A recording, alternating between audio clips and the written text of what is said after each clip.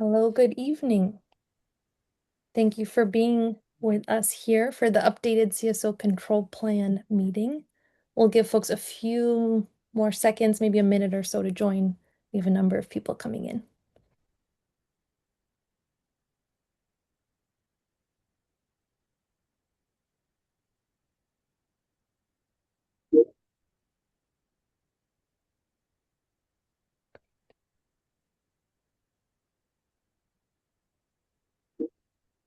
All right, welcome to those just joining. Great. So this is the 6th public meeting on the updated combined sewer overflows control plan effort. And tonight we'll be focused on sharing additional information about the alternatives under consideration by the project partners, who are the Massachusetts Water Resources Authority, the City of Cambridge, and the City of Somerville. My name is Abby Fulham. I'm a facilitator at the Consensus Building Institute. We're a nonprofit that's based in Porter Square, and I am here tonight with my colleagues Ona Ferguson and Charlotte Goodman, and we are here to help facilitate this meeting. And I'm going to share a bit more about the agenda and how this meeting will run in just a moment. But I want to start by welcoming Kathy Murtaugh from the Massachusetts Water Resources Authority, who will share some opening remarks. Kathy, over to you. Great, thanks. Good evening. Thank you all for joining us here tonight. My name is Kathy Murtaugh. I'm the Chief Operating Officer at the MWRA. Previously, I was the Director of the Tunnel Redundancy Program, leading the program that will involve construction of 2 deep rock water tunnels for the authority, where they'll provide complete redundancy for our drinking water system. I'm a geotechnical engineer by trade, and some of this tunnel, shaft, and deep excavation projects that could become part of the CSO program are, to be honest, my happy place.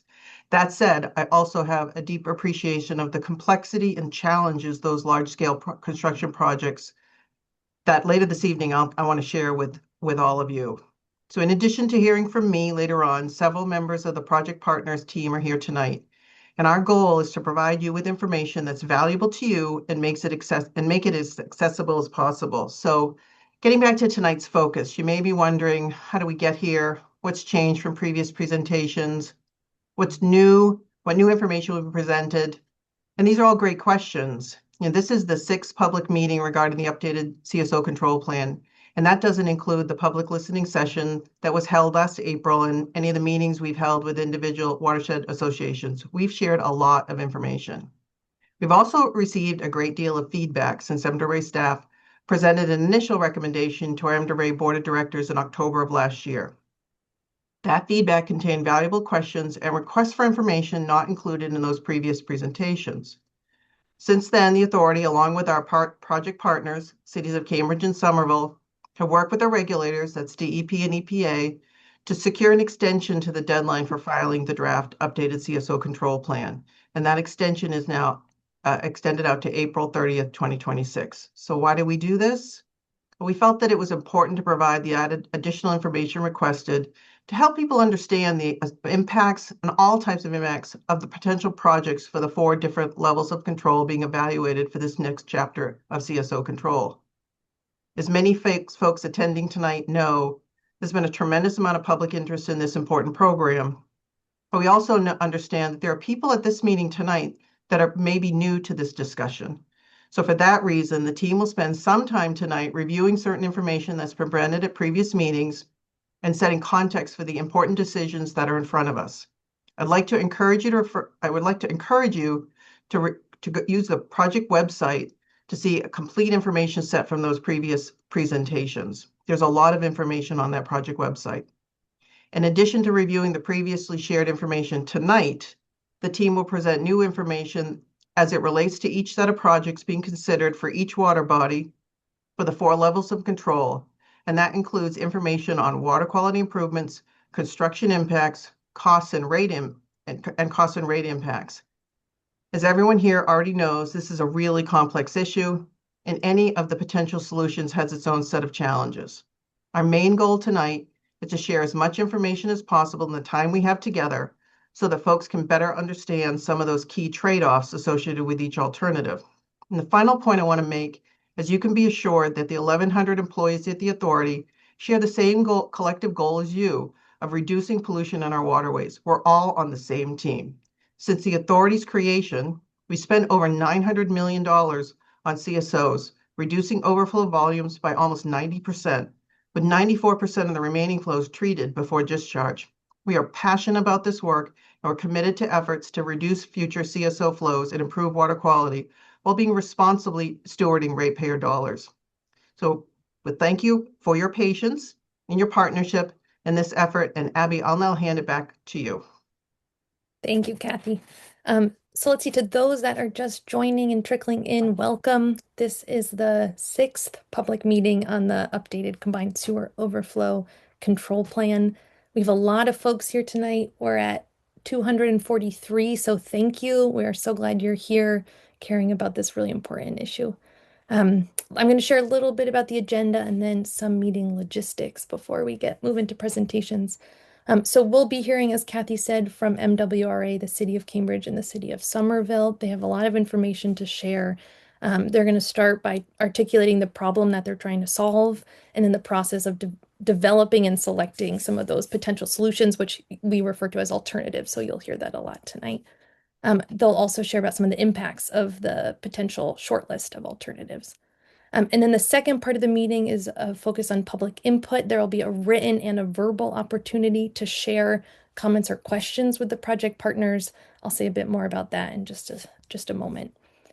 We have not received any requests for interpretation for this meeting into other languages, so we'll be proceeding with English only.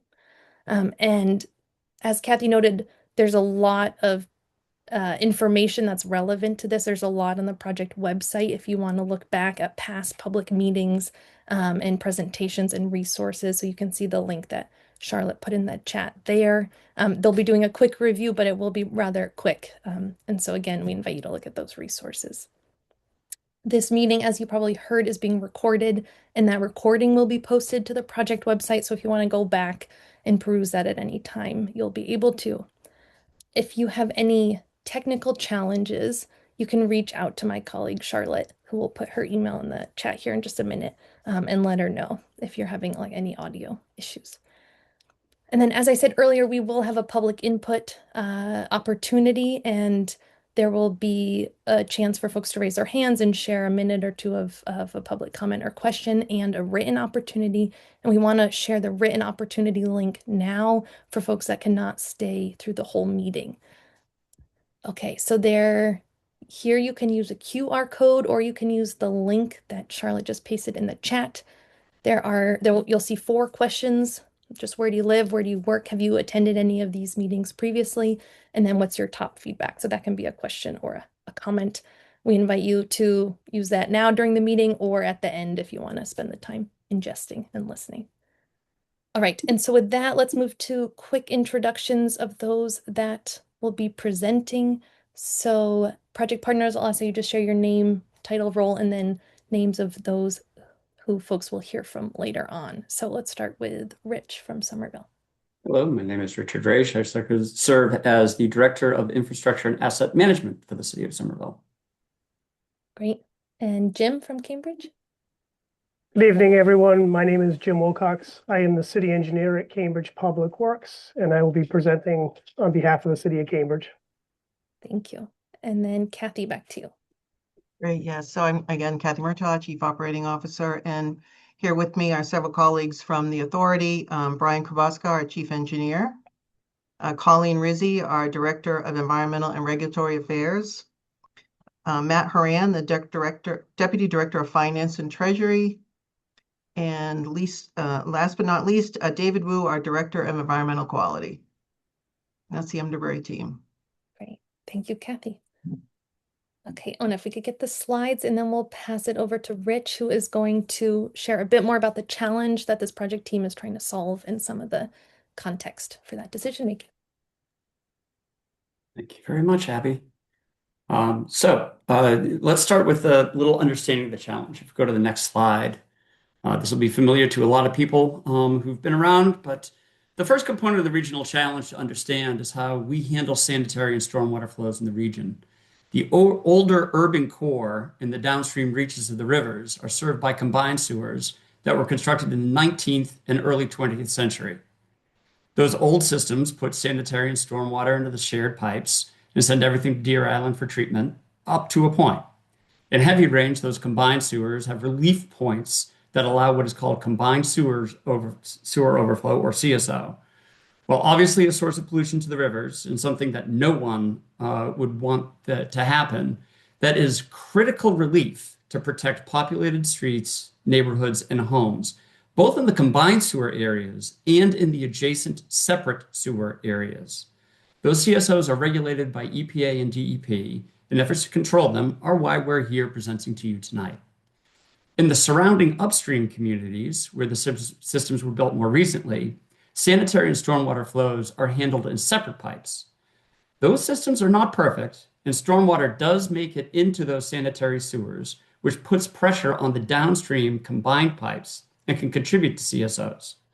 Discharges from separate stormwater pipes in those upstream communities are regulated by DEP and EPA under what is called the MS4 program. On the next slide, as a region, we've been working to reduce that CSO problem since the 1980s, successfully reducing discharges by 88% and treating most of what remains. That past success contributes to our current challenge. The urban core developed around those 19th century pipes, leaving very little real estate for system improvements. The CSO reduction work completed through the early 2000s exhausted most of the opportunities. The remaining CSO reduction work is very difficult to achieve. And later, Kathy Murtaugh will be discussing exactly those challenges. Next slide, please. Our scope of study here is for the variance waters. That work through the 2000s, we always knew that we would not get to zero discharges in what we call the variance waters, the Lower Charles, the Upper Mystic, and the Alewife Brook. At that time, the state set this regulatory framework in place for this additional work to happen so that we could attempt to achieve water quality standards. And that's what we're discussing tonight. Next slide, please. So it's important to note what is not in scope for us.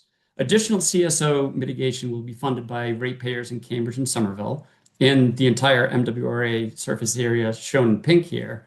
However, it's important to acknowledge that the CSO study area shown here in dark red is just a fraction of the area that contributes to the regional water quality problem.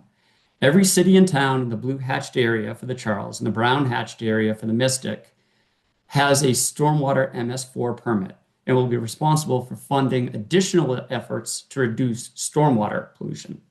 Next slide. There are multiple sources of pollution. So let's take a look at what those sources are for a second. Cities and towns invest a lot of time, effort, and dollars to eliminate dry weather pollution from incorrect connections to stormwater pipes and from leaking sewer pipes. Every time it rains, cities and towns with separate systems take a bath and discharge bacteria, oil, grease, trash, nutrients like phosphorus and nitrogen to the rivers. CSOs, which only occur during large and more intense storms, have a similar pollutant profile, arguably with significantly higher bacteria concentrations.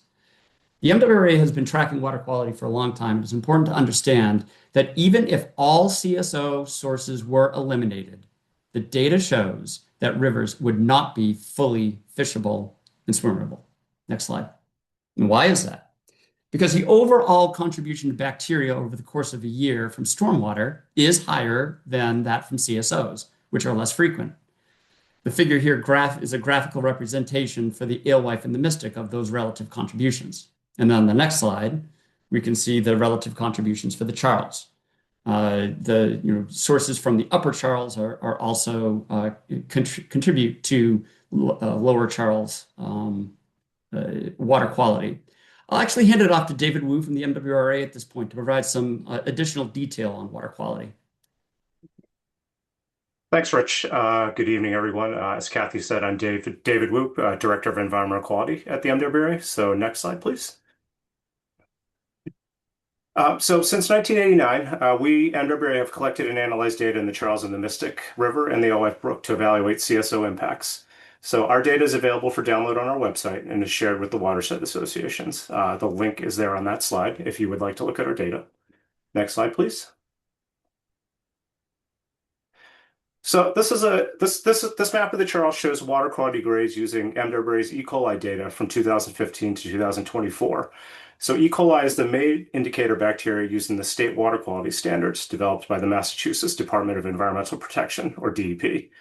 The standards are set at levels protective of public health based on EPA guidance.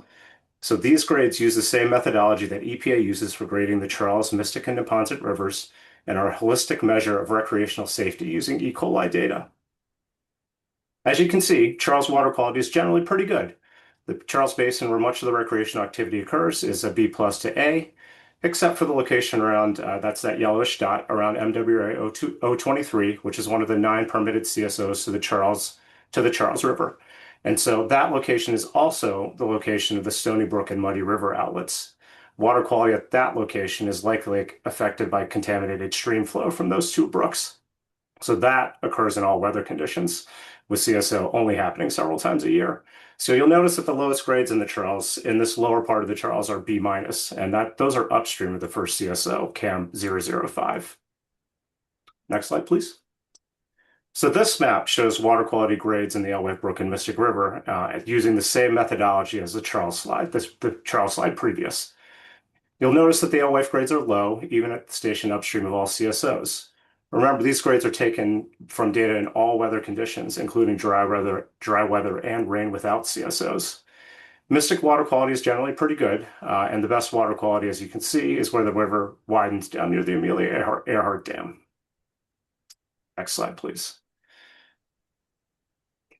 MWRA and its consultants developed water quality models for the Charles and the Mystic River Alewife Brook based on data collected in those rivers and from stormwater and CSO outfalls directly. So models can show us the impact of individual pollutant sources like stormwater, CSO, and upstream sources.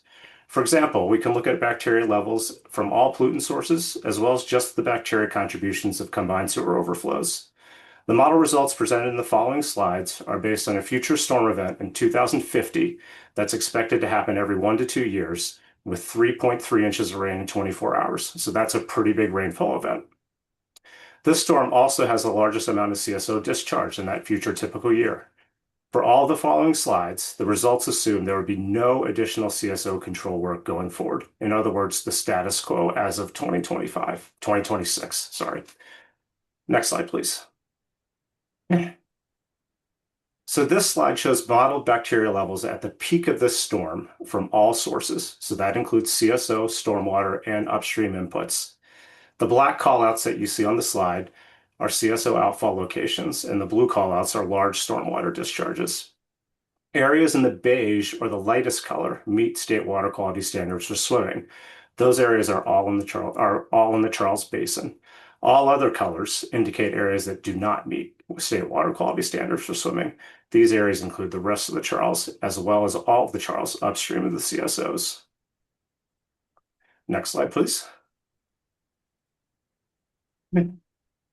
So this slide shows model bacteria counts from only CSO at the peak of the storm. This simulates a scenario where all other sources, like stormwater and upstream inputs, are contributing no bacteria. Note the difference in scale and color from the previous slide. Here, the beige, brown, and yellow represent areas that meet the state swimming standards.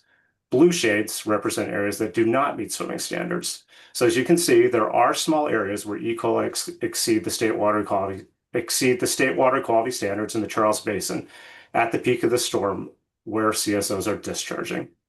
Also note that some CSOs like MWRA 10, which you don't see a signature here, or the Cottage Farm facility, do not discharge in the case of MWRA 010 in this storm, or at Cottage Farm, the effluent is disinfected and the bacteria killed before the discharge.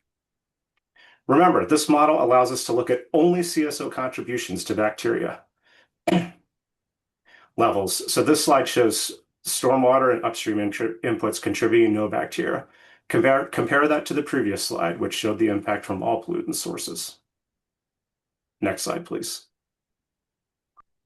So this slide shows that 6 hours after the storm peak, CSO contributions have declined to under the state's swimming standard throughout the Charles. This is because bacteria naturally die off and are flushed downstream during a rain event. Like the previous slide, other pollutant sources are contributing no bacteria. Therefore, based on the past three slides, we can see that the CSO impact of the Charles is acute at the CSO discharge locations, but it's relatively short-lived. Next slide, please. Moving on to the Mystic Alewife, these are plots of CSO-only bacteria counts in the Mystic Alewife in the same large future storm that was modeled in the Charles slides. So the water quality model for the Mystic Alewife is different from the Charles model, so these results are presented differently. Here, the blue line represents the Alewife and the red the Mystic. Relative to the Charles, both those water bodies are much smaller, so CSO contributions are more noticeable. However, the trend is the same as in the Charles. CSOs do have measurable impacts, but in the Mystic Alewife, they are not seen at about 24 hours after the peak of the storm. Again, this impact is shown for current system conditions, and any alternative considered in this updated CSO control plan will significantly reduce the CSO impact. Next slide, please. So, contrary to what you might have heard, cyanobacteria blooms tend to occur in the opposite conditions to CSOs. Cyanobacteria blooms occur in hot, dry weather with low river flow and are usually fed by nutrients and stormwater. CSO discharges occur during large wet weather events, and those result in higher river flows. And additionally, the nutrients from CSO discharges are infrequent and short-lived in comparison to nutrients from stormwater, which stormwater discharges obviously occur in every rain event. Next slide, please. Okay, this is just a point that MWRA cannot change water body classifications. Only the Mass Department of Environmental Protection can change classifications, which also require EPA approval. The updated CSO control plan also cannot change water body classifications. The CSO variances issued by DEP require the partners to submit the draft and final updated CSO control plans, also require the partners to submit water quality data and other documentation with those plans to support potential reclassification or future variances. Next slide, please. And I'm going to turn it over to, I believe, Colleen. It's actually back to me, David. Okay, sorry, Rich. Thanks for that. So the next part of the challenge, and this cannot be understated, is the impact of climate change. Large rainfalls are what cause CSOs, and every CSO plan in the nation has been based on a backwards-looking historical evaluation of rain. This plan is the first in the country to incorporate climate change and estimate what rainfall will look like 25 years from now in 2050. Based on the team's projections, those impacts are substantial, with blockbuster storms like that people remember, like the March 2010 storm or Superstorm Ida from 2021, becoming semi-regular occurrences. Next slide, please. So to give an idea of what this effect will have on our region, while this team is focused on CSOs, and this meeting is focused on CSOs, our modeling allows us to draw other conclusions for the region. And frankly, the analysis paints a fairly bleak picture of regional climate change impacts. This is just sort of a regional map. This is a base map for our modeling. If we go to the next slide, we can see here where our model exists and predicts such things, the extent of flooding in the areas. And you can see that it's fairly widespread. This is, again, a 2050 climate change condition and a storm that is predicted to occur every 25 years. And it shows a lot of neighborhoods under water. Even more concerning on the next slide is the modeling results from the system. That same storm, which by the way would dump about 8 inches of rain in a single day, so we are talking very large storms under these climate change conditions, would completely overload the local sewage and drainage system, creating street flooding, basement backups of sanitary and sanitary sewer overflows. All the red dots on this map are manholes that cause those conditions. And it's worth noting that the red dots are just within our computer model area. So we suspect that communities not in our model will face the same issue. This raises serious public health concerns in our neighborhoods. And when you think of this, this is surfacing sewage combined with the previous map that indicates flooding, you can see that we have a widening route for that sanitary impact to impact the neighborhoods and then make its way back into the drainage system and out its way to the rivers. On the next slide, just sort of back to our blank base map. And then on the final slide here, and if Ona just toggles quickly back and forth between, you can see this is the effect of overtopping of the banks in that same flood condition. So clearly some big impacts, particularly to the alewife. So all of this is to paint a picture of what extreme rainstorms can do in our urban environment. We're not alone. Cities everywhere are facing these same challenges with large rains. But again, as a region, we need to understand the challenges we will face as rainfall intensifies. Every city and town will need to fund flood protection and sanitary sewer improvements or absorb the impacts of the impacts after the fact of these large things. Next slide, please. So, again, on the climate change challenge, it does exacerbate the CSO issue in terms of both frequency and volume. You can see here on the table. The impacts vary by water body, but you can see compared to that backwards-looking historical typical year, activation frequencies are expected to double at least, and total annual volumes will increase by many times over. So when we look at these larger storms that happen less frequently, these volumes get much larger. Next slide, please. So that's another key takeaway. As a region, if we take no action on these CSOs, these frequencies and volumes will increase significantly. And this is due to that increased rainfall and stormwater runoff, not from more sewage or not from any plans to make the system any worse. The remainder of tonight's presentation will focus on potential alternatives that MWRA, Cambridge, and Somerville have evaluated to mitigate those CSO impacts. Next slide, please. So, it's important to highlight that while this technical team in tonight's presentation is just preparing the updated CSO control plan, and we're just focused on those CSO solutions, our analysis, which have used sophisticated computer models not previously available in the region, identifies serious regional challenges outside of our scope.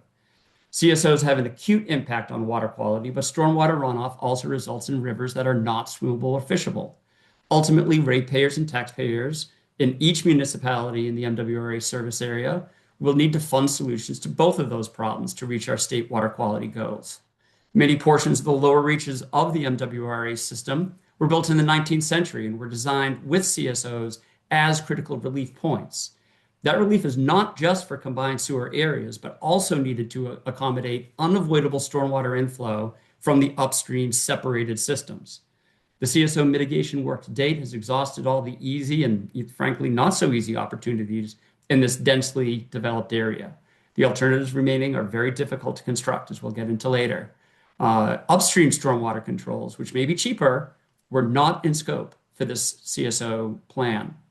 The CSO challenge is further exacerbated by climate change. In fact, those larger climate change storms are predicted to break other parts of our sewer and drainage systems. Mitigating those impacts will require future investments in our local and regional infrastructure. Next slide, please. Now, one final concept I'll leave you with before turning it over to Colleen and Kathy to step through the alternatives is the concept of level of control. We talked earlier about storms of different sizes under climate change conditions when evaluating different solutions. The technical team targets those different storm conditions. That gives us alternatives that result in limited or no CSOs in that 2050 typical year. Those are model runs that simulate a full 365 days of rainfall and dry weather and design alternatives to fit within those level of control categories. We also then simulate single larger storms that occur less frequently, giving us alternatives sized to achieve the 2050 5 and 25-year levels of control. So those alternatives in collections of projects are designed to accommodate those sizes of storms. Sewer separation is a little bit of an outlier in that it is a specific approach to mitigating CSOs.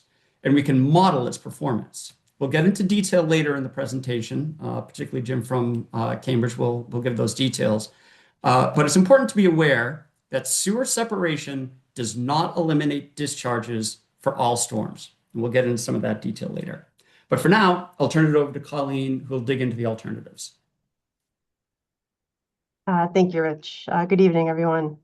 So the goal of tonight's presentation, and you can go to the next slide, please, is really to provide more context around how we are evaluating the alternatives to ultimately come to a recommended plan, right? That will be presented to the MWRA Board of Directors, as well as hopefully get into the updated control plan. So we'll discuss tonight the criteria, present the alternatives that we found to be the most feasible in each level of control for each water body. But before we really get into the discussion of alternatives, I want to first define what an alternative is. Alternatives are made up of individual projects, either alone or in combination to achieve the various levels of control within each of the three water bodies. Rich just talked a bit about the levels of control. So the projects or CSO tools that are listed here have been discussed at length in previous public meetings. So I'm just going to go through them really quickly here. But for more information, please see the project website that's referenced at the end of the presentation. So starting sewer separation, please go back. So sewer separation, constructing individual sewer and stormwater lines where only a combined sewer exists, green stormwater infrastructure, or we'll reference GSI throughout this presentation. Could be infiltration basins or curb cutouts with trees and plantings used to infiltrate runoff storage. That can be either tanks or microtunnels. And then conveyance, which is making a combined sewer pipe larger for more capacity. And then lastly on here, the regional tunnel, a large diameter tunnel, really to capture several outfalls discharging to a water body. So as we look at the alternatives as we go forward, the same projects and tools kind of listed here, they may be included in multiple alternatives in different combinations or configurations. For example, different size storage tanks, but in the same location. So just kind of keep that in mind as we go through. Next slide, please. So while we won't really go through each alternative one by one tonight, it's a lot of information to go through. We will focus on how we develop them, key factors for evaluation, and then walk through how we narrowed down to, I'll say, a short list that will be carried forward for further evaluation, again, to ultimately recommend one alternative in each water body. So to start, MWRA, Cambridge, and Somerville, with input from Boston Water and Sewer Commission, developed dozens of alternatives for CSO controls for the variance waters. But before we even got to the conceptual alternatives, we had two key considerations that could limit viability of an alternative. One being nutrient and bacteria loading, and then two being flooding considerations, both associated with additional stormwater discharges. These require treatment and/or detention to address. And so developing the alternatives was an iterative process. We had an initial screening of the tools I just mentioned for feasibility at each of the outfalls, and then also some regional solutions. We screened out tools that wouldn't meet the targeted levels of CSO control, or went with other tools that could provide that same control with substantially less operational complexity, cost, or siting impacts. We also looked at consolidating outfalls with a single control technology where there were multiple outfalls relatively close to each other, and then also looked at how control technologies at one outfall influenced another. And so from this, we had a combination of controls to achieve the 0 discharges in the 2050 typical year. These were then optimized by switching out individual technologies at outfalls, so resulting really in a suite of alternatives in this level of control. The team also looked at sizing components to reduce but not eliminate CSO discharges in the 2050 typical year, as Rich just mentioned, and then also for the 2050 5-year and 25-year design storms. Coming out of this lengthy development process, we had a total of 39 alternatives across 3 water bodies and 4 levels of control, and these all included a combination of the CSO tools. These were then evaluated to narrow down again to a feasible alternative in each level of control for each water body. Next slide, please. So how did we do that evaluation? What were the key considerations that we used? So when evaluating the alternatives, we really considered a combination of factors. While we evaluated all of the criteria listed here, the highlighted ones in green were the ones that were really found to have the most impact when we were trying to differentiate among alternatives. And when I say that, I mean among alternatives within a level of control. So for example, site acquisition, meaning the ability to obtain the property needed for an alternative. That had a big impact on the feasibility. These water bodies are in very developed areas, as Rich mentioned. So finding available land in the location needed and at the size needed is a challenge. The duration to obtaining a CSO reduction benefit, meaning how long to design and construct an alternative either in part or as a whole. Of the benefits criteria, which is kind of a category, the construction considerations and the impacts to public uses had a big impact in the evaluation. And we'll actually talk about those two a bit later in the presentation. And so when deciding between projects in a level of control, if, say, the top projects provided similar benefit, cost was a consideration, right, to protect ratepayers, but to be clear, that is for similar projects within a level of control. It was not a determining factor. And then stakeholder input, the last one listed here. We've heard the feedback that the evaluation process should account for the potential benefits beyond simply the CSO reduction, right? So for example, use of GSI to replenish groundwater or the opportunity for streetscape improvements. Also wanting to see a quicker end result, incorporating sewer separation, impacts from climate change. These are all factors that went into the evaluation. So then in the next few slides, we're going to walk through the alternatives and how we narrow down to, what I'm calling kind of a short list. This is really a high level overview tonight, just given the time that we have, but the draft updated control plan will include much more detail about this process. So the next slide, please. So we'll start with the Alewife Brook.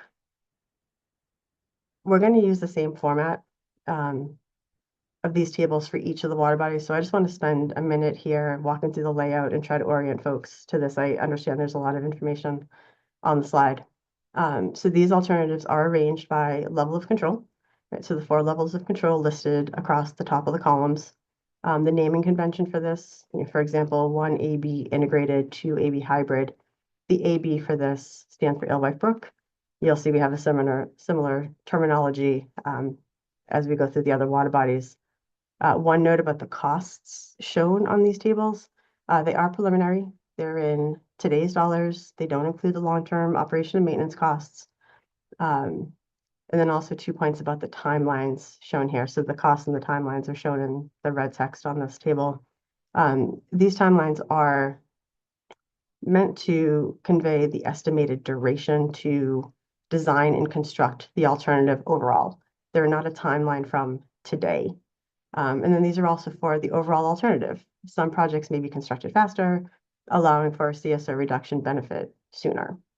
So looking at the Alewife Brook, there are 12 alternatives in the Alewife. They consisted of sewer separation, storage tanks, microtunnels, or large tunnels for storage.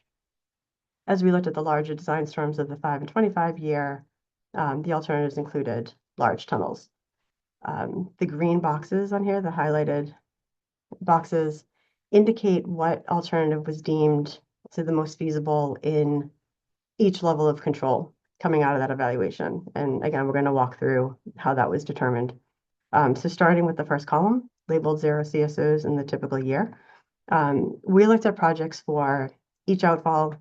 So you'll see groupings or smaller projects and a variety of the projects or tools that I mentioned earlier, storage, sewer separation, that make up these alternatives. And then also some regional approaches such as tunnels. In each of the water bodies, the first alternative that's shown is called the integrated. And these alternatives really served as I'll say the base alternative. And then we're optimized, whether that was changing the amount of sewer separation, the size of a storage tank, or adding infrastructure like microtunnels for storage, as was the case in Alewife, leading to what we call the hybrid alternatives. We also evaluated green stormwater infrastructure as part of these. So while our modeling indicates that GSI isn't a solution to CSO on its own, it does have community benefits when coupled with other tools like sewer separation. And so all the alternatives in this first column achieve the same level of control, right? So actually that's true for all of these. When you're looking at a column, they're all achieving the same level of control. So as we're comparing them, the evaluation is really based on the other criteria that I noted earlier. So in this case, for this level of control, the team did use a scoring rubric to screen these alternatives. That was a fairly detailed process that will be laid out very clearly in the report. It's a bit too detailed to go through in the time we have tonight. But so starting with AB1 integrated, this has 3 tanks, 264 acres of sewer separation. And while some of the project components could be constructed early, like a tank, the overall time frame is longer than many of the others in this column, largely because of the sewer separation component. The cost of this alternative is considerably higher than the hybrid alternative shown on the 2 rows below this, the AB hybrid 1 and 2. So this alternative was really, I'll say, dismissed in favor of others that can be built faster, achieving that benefit earlier and with less cost, but still achieve the same level of control. Next is hybrid alternative 1, which has 2 tanks, sewer separation, a conveyance pipe, and a microtunnel. Just as a reminder as we go through this, a conveyance means making a pipe larger to carry more flow, and a microtunnel is used to store flows. In this alternative, there are 8 acres of sewer separation in Cambridge and 100 acres in Somerville.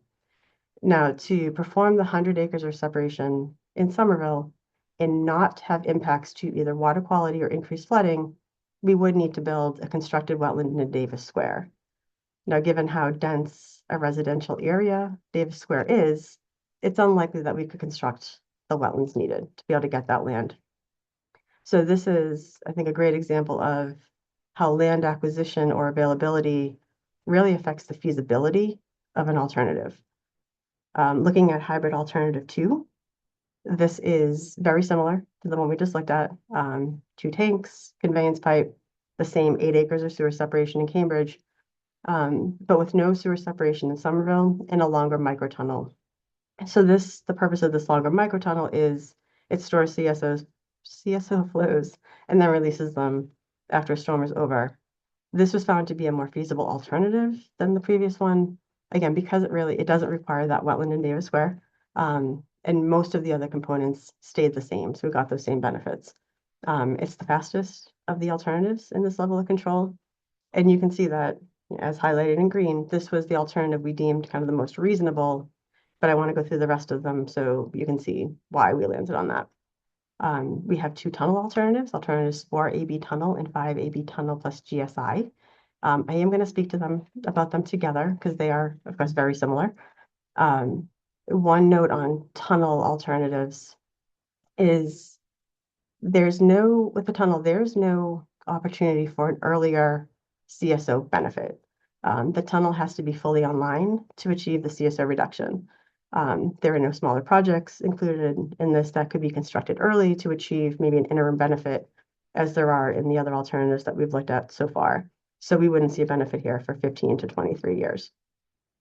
The tunnels, just adding on to that, is they require permanent facilities for pumping, odor control.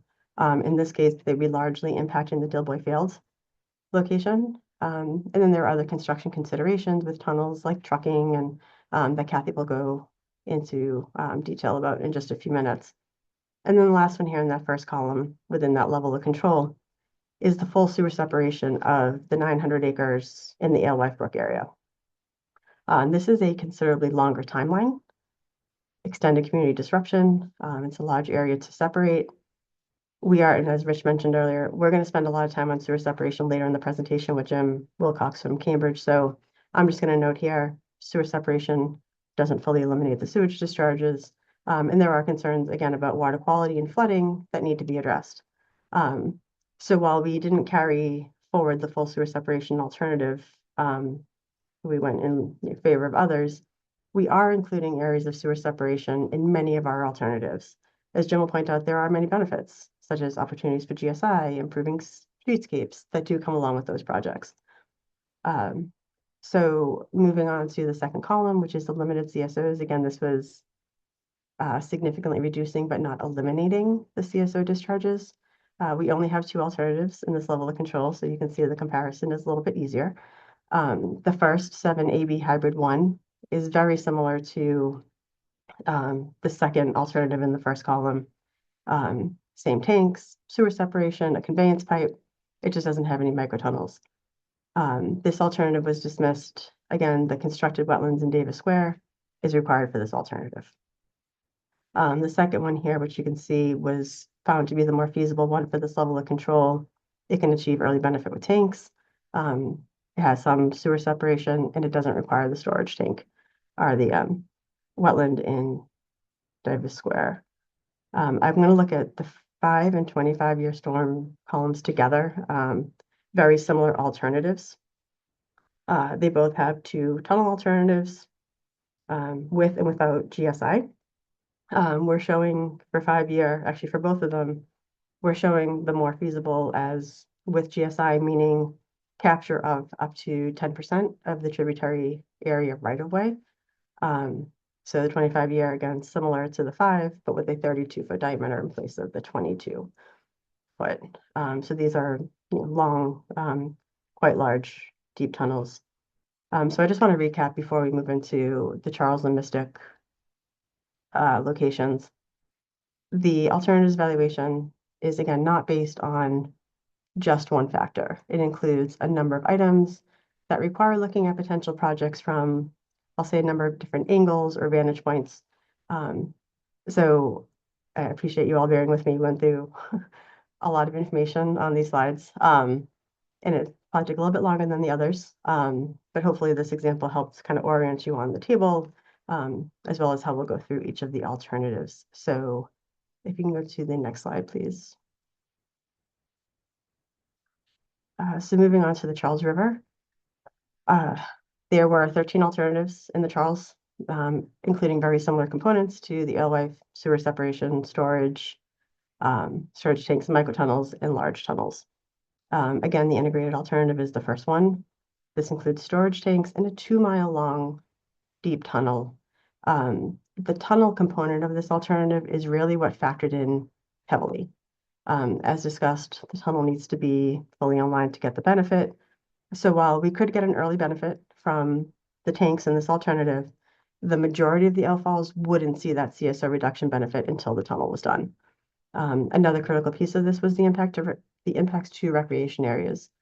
This tunnel would result in impacts to both Magazine Beach in Cambridge and then the Esplanade, as well as some factors like difficult trucking from these sites. The next alternative to CR Hybrid 1 was screened out in a very similar fashion, largely based on the tunnel component. The sewer separation in Cambridge is carried in many of the other alternatives, so we don't lose that by moving to a different option. Again, I'm going to take the next two alternatives together. So we're looking at 3 and 4 on this list. They include many of the same components. Both include a really large storage tank at the Cottage Farm facility in Cambridge. But the big difference between these is really what happens on the Boston side of the Charles River. So the 3CR Hybrid 2 includes a microtunnel for storage along the Esplanade, and about 200 acres of sewer separation in the Back Bay.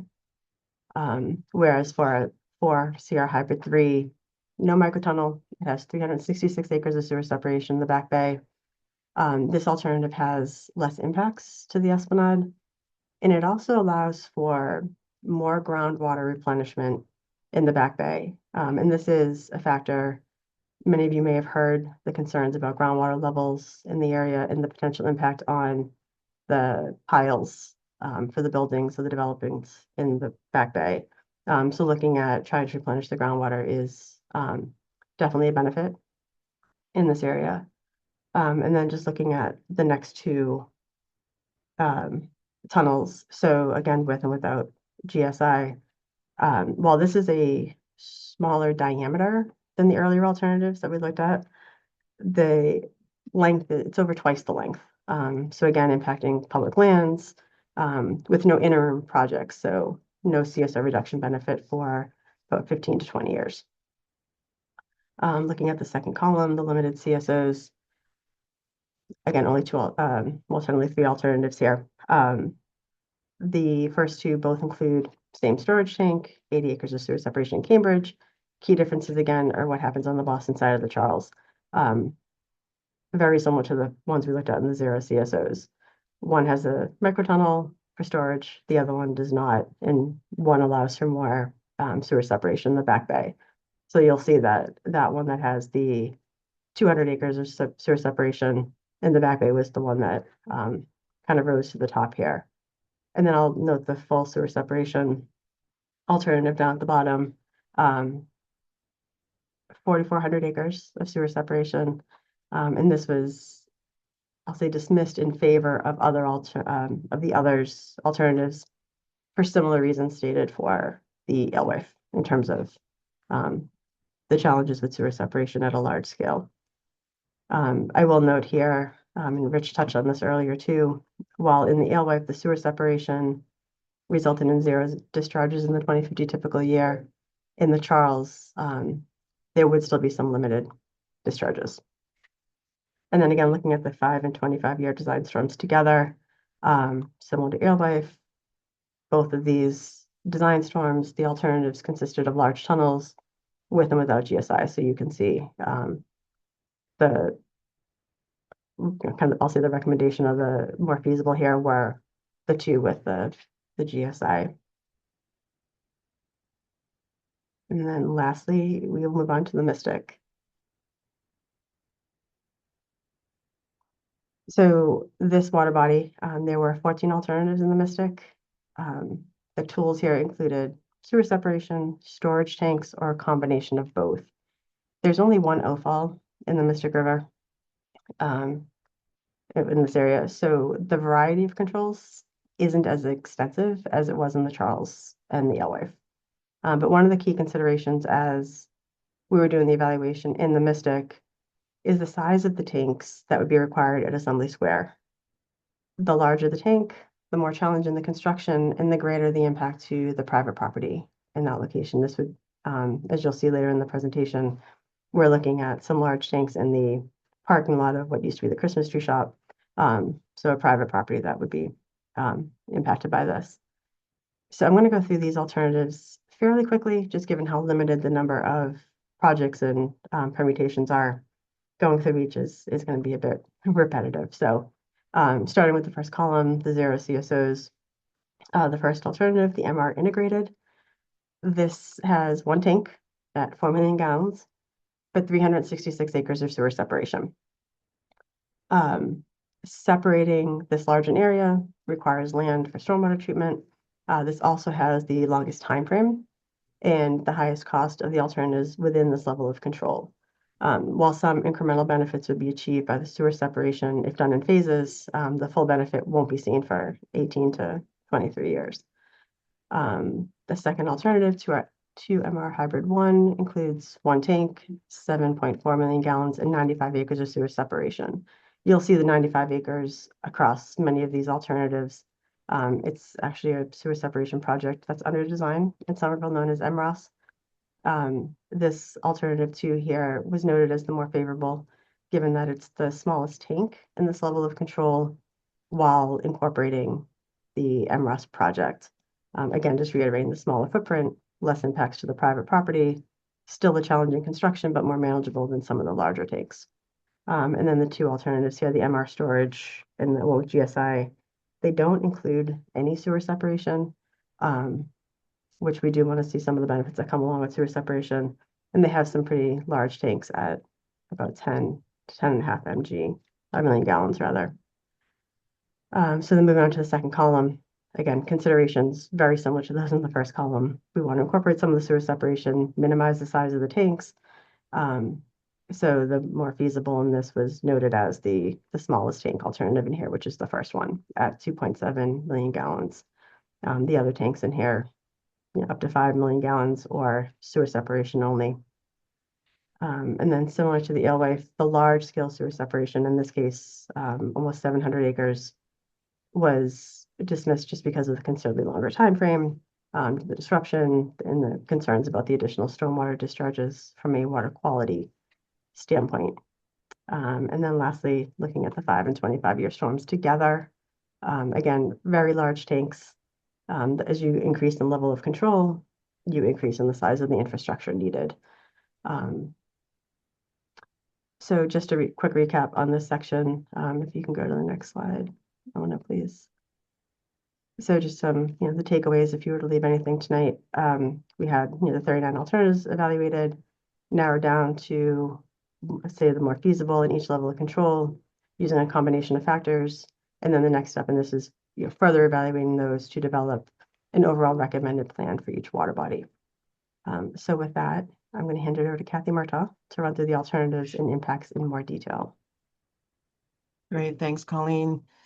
Okay, so we're going to take a break from looking at charts and figures, and I've got some what I consider eye candy that we're going to show you, some nice construction pictures. But the team has talked briefly about what construction challenges and community impacts might be for the various projects.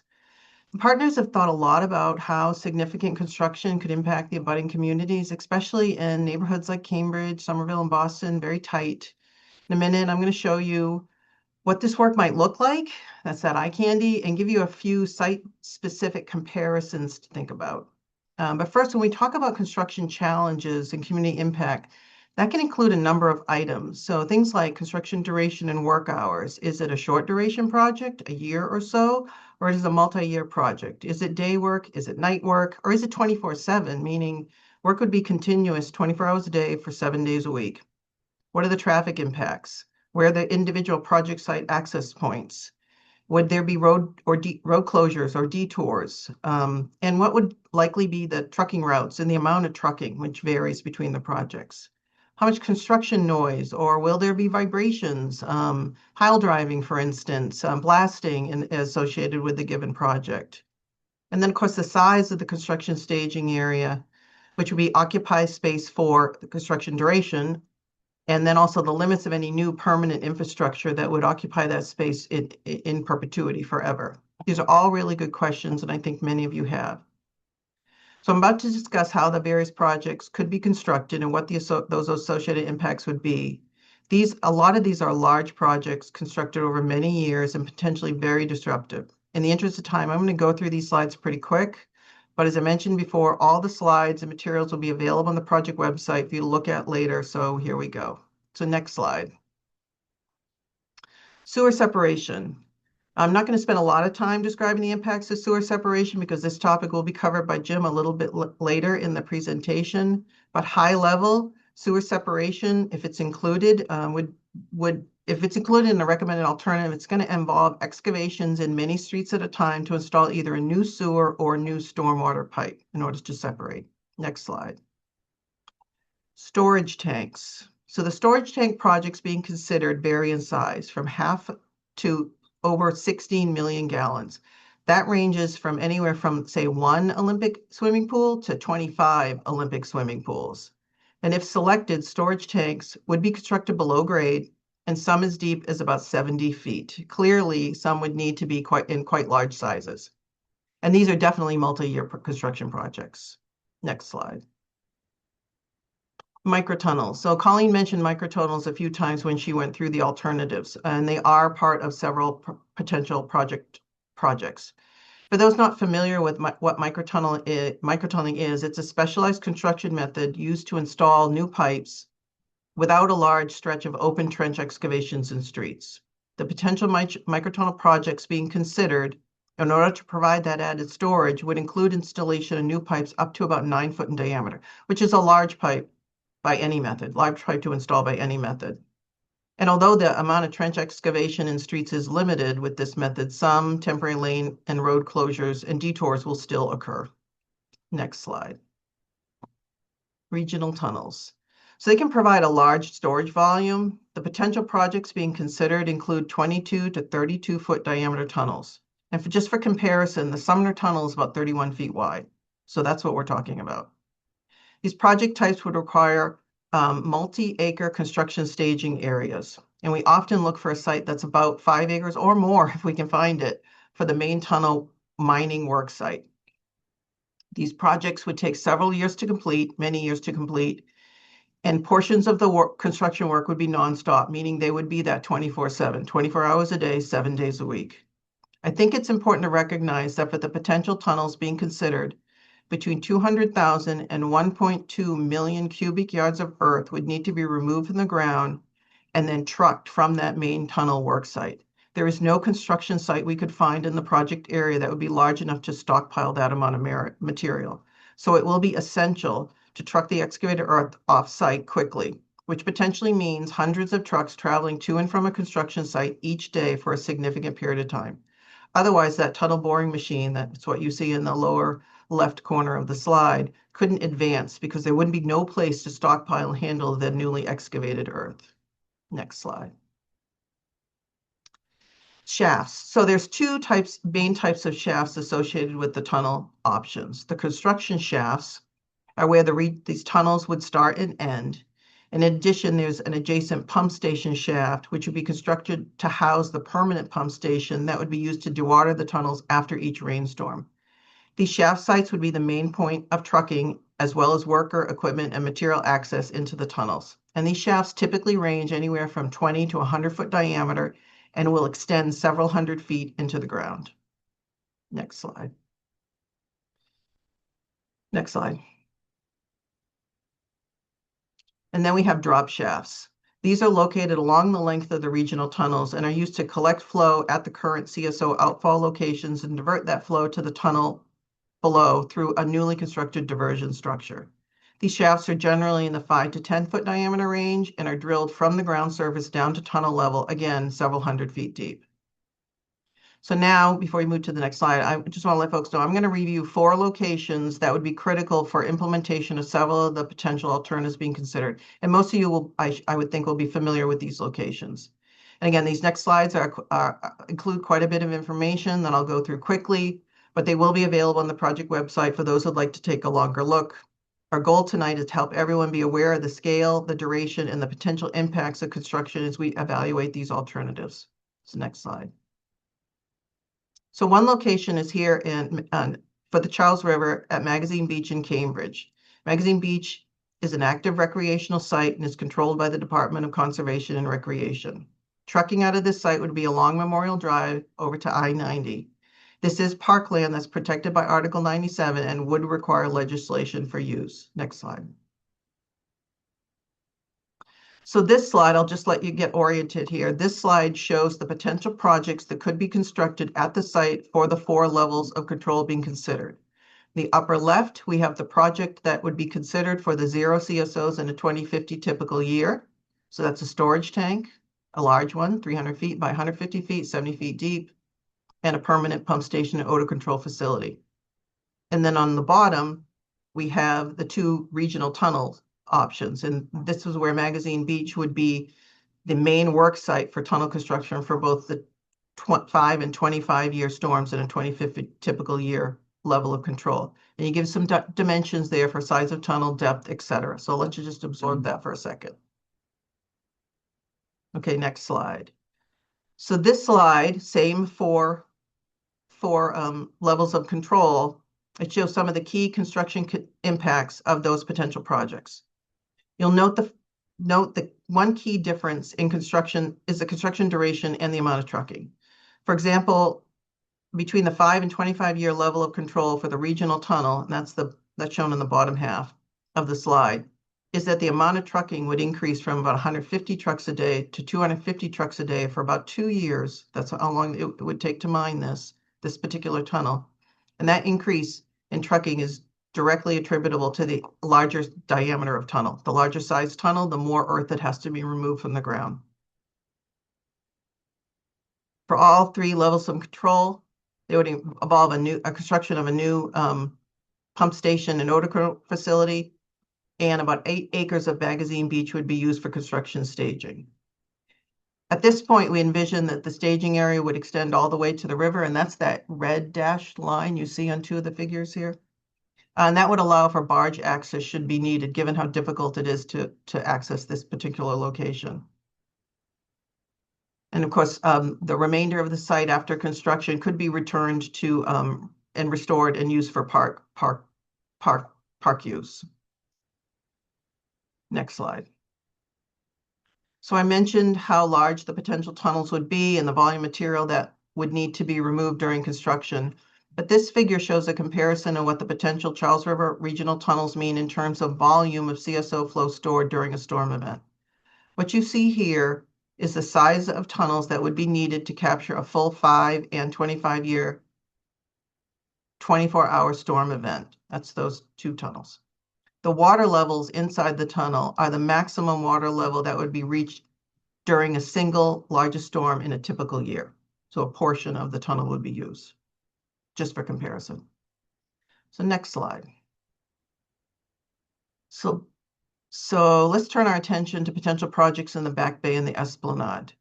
Trucking out of this area will be along Store Drive to I-93 or I-90.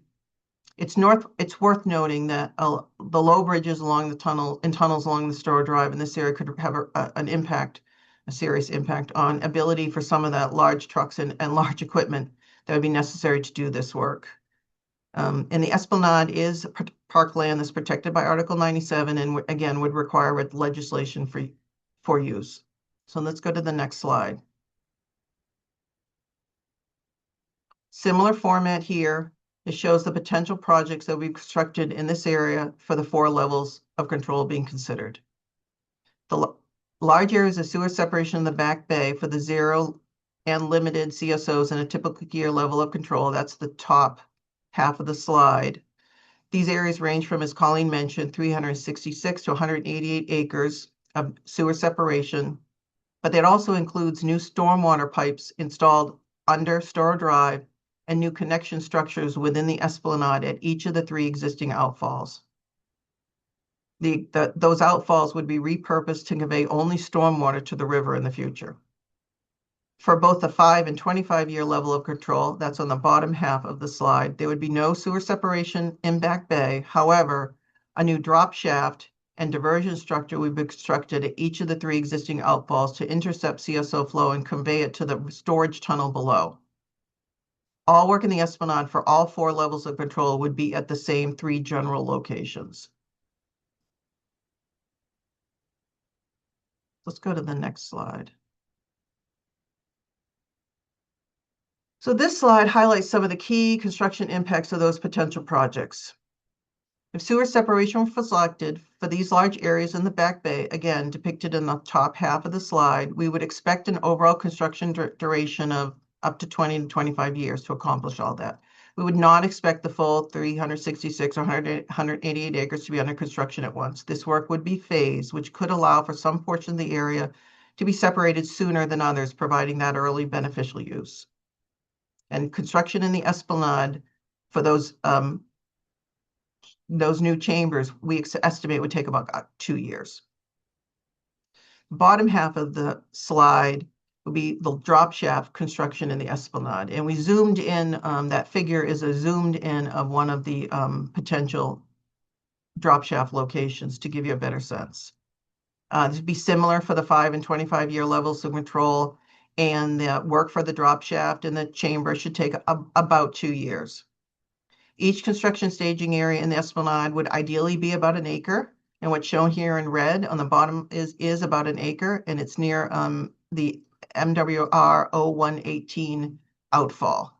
And construction at the other 2 outfalls, 19 and 20, would be similar. The other 2 outfalls of the Escalade they would occupy a similar amount of space. So next slide. So the third site we'll review tonight is Dilboy Field parking lot located in Somerville, which abuts the MWA Alewife Brook Pump Station. This property is also controlled by DCR. It is the only parking lot for Dilboy Stadium, pool, courts, and the field. This property is protected by Article 97 and would require legislation for use. Trucking to and from the site would be west on Alewife Brook Parkway to Route 2. So let's go to the next slide. This slide shows the potential projects that could be constructed at this site for the 4 levels of control being considered. And that includes a microtunnel shaft site for the 0 CSOs and a 2050 typical level of control. That's the upper left. No work in the limited CSO level of control, meaning there would be no work at this particular site for that option. And then the bottom half, this site would be the main work site for a regional tunnel for both the 5 and 25-year storm and a 2050 typical year level of control. So let's go to the next slide. So this slide highlights some of the key construction impacts of those potential projects. And one key difference, similar to Magazine Beach, is the duration of work. The microtunneling work would take about 2 years, but construction of either of the regional tunnel options is a 6 to 7 year project. Another key difference between these options is the amount of trucking. For the microtunnel option, which again is associated with the 0 CSO and a 2050 typical year, it's about 20 trucks a day for a limited period of time. But for the 5 and 25-year levels of control, which would include regional tunnels, again, bottom half of the slide, the amount of trucking would increase to 100 to 200 trucks a day, respectively, for about a year to mine all of that earth out. Trucking like this generally happens during Monday through Friday, the day shift. That's when the receiving facilities are typically open to receive the material, which is great when you think about, in one regard, because you wouldn't have trucking noises overnight in what is otherwise a very dense residential area. But that also means those trucks are going to be on the road at the same time as everyone else during the morning and evening commutes. Another difference is how much of the site would be used for construction staging for the permanent facilities. The red hatch shows you the estimated construction staging. So a portion of the existing parking lot would be needed for several years for the construction staging for the microtunnel option, but the entire parking lot plus some of the existing M-Ray Alewife pump station would be needed to support and could only support essential tunneling activities for the 5 and 25-year levels of control. We have expanded this staging area into the M-Ray pump station property, but that doesn't alleviate all the challenges of constructing a regional tunnel option on such a very small site. A secondary staging site will definitely be needed for a regional tunnel option at this location. Then the permanent footprint, the footprint of the permanent facilities would range from about 1/2 acre for the microtunnel option, that's the top left, to about 1 acre for the regional tunnel options, and both of those would reduce the available parking post-construction. Next slide. So similar to the figure we reviewed earlier for the Charles River, this figure shows a comparison of the potential Alewife Brook tunnels in terms of volume of CSO flow stored during a storm event. What you see here is the size of tunnels that would be needed to capture the full 5 and 25-year 24-hour storm event. The water levels inside the tunnel shown are the maximum water level expected in the largest storm event in a 2050 typical year. What this means is that on average, only a fraction of the tunnel storage volume we use, but for only the largest storm events. So let's go to the next slide. And this will be the 4th and final site we'll look at. This is a privately owned parking lot in Assembly Square. Access would be off Grand Union Boulevard, and truck routes would be along the Fellsway and Mystic Ave to I-93. Next slide. So as Colleen mentioned, the range of potential projects at this site varies from large to very large underground storage tanks for the 4 levels of control, and that ranges from a 2.7 to a 14.2 million gallon tank. It might be a little hard to tell from these figures, but that turns out to be that's equivalent to 4 Olympic-sized swimming pools to up to 22 Olympic-sized swimming pools. And depending on the size of the potential tank selected, the construction duration would be anywhere from 4 to 7 years. Next slide.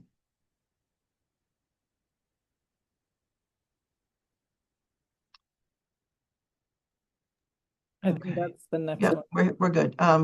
So trucking from this site during the tank excavation stage could generate 20 to 50 trucks a day, which for the largest tank, given the volume, would extend for about 24 months. And the entire parking lot would be used for construction for all options. But this amount of area, which is about 2.7 acres, becomes pretty challenging for that largest tank size being constructed. So I know I covered a lot of detailed information in a really short amount of time, but hopefully provided you a better understanding of some of the key trade-offs related to construction impacts for the various alternatives being considered for each of the waterways. And again, these slides are available on the project website should anyone want to take a second look. And with that, I'm going to turn it over to Jim to talk about sewer separation. Thank you, Kathy. I want to take this opportunity to talk about sewer separation, provide some more details, and share Cambridge's experience with these type of projects. Sewer separation projects have been part of Cambridge, Somerville, and MWA's capital program for many years. In Cambridge, sewer separation started in the early 1970s with a project in East Cambridge and is ongoing today. Next slide, please.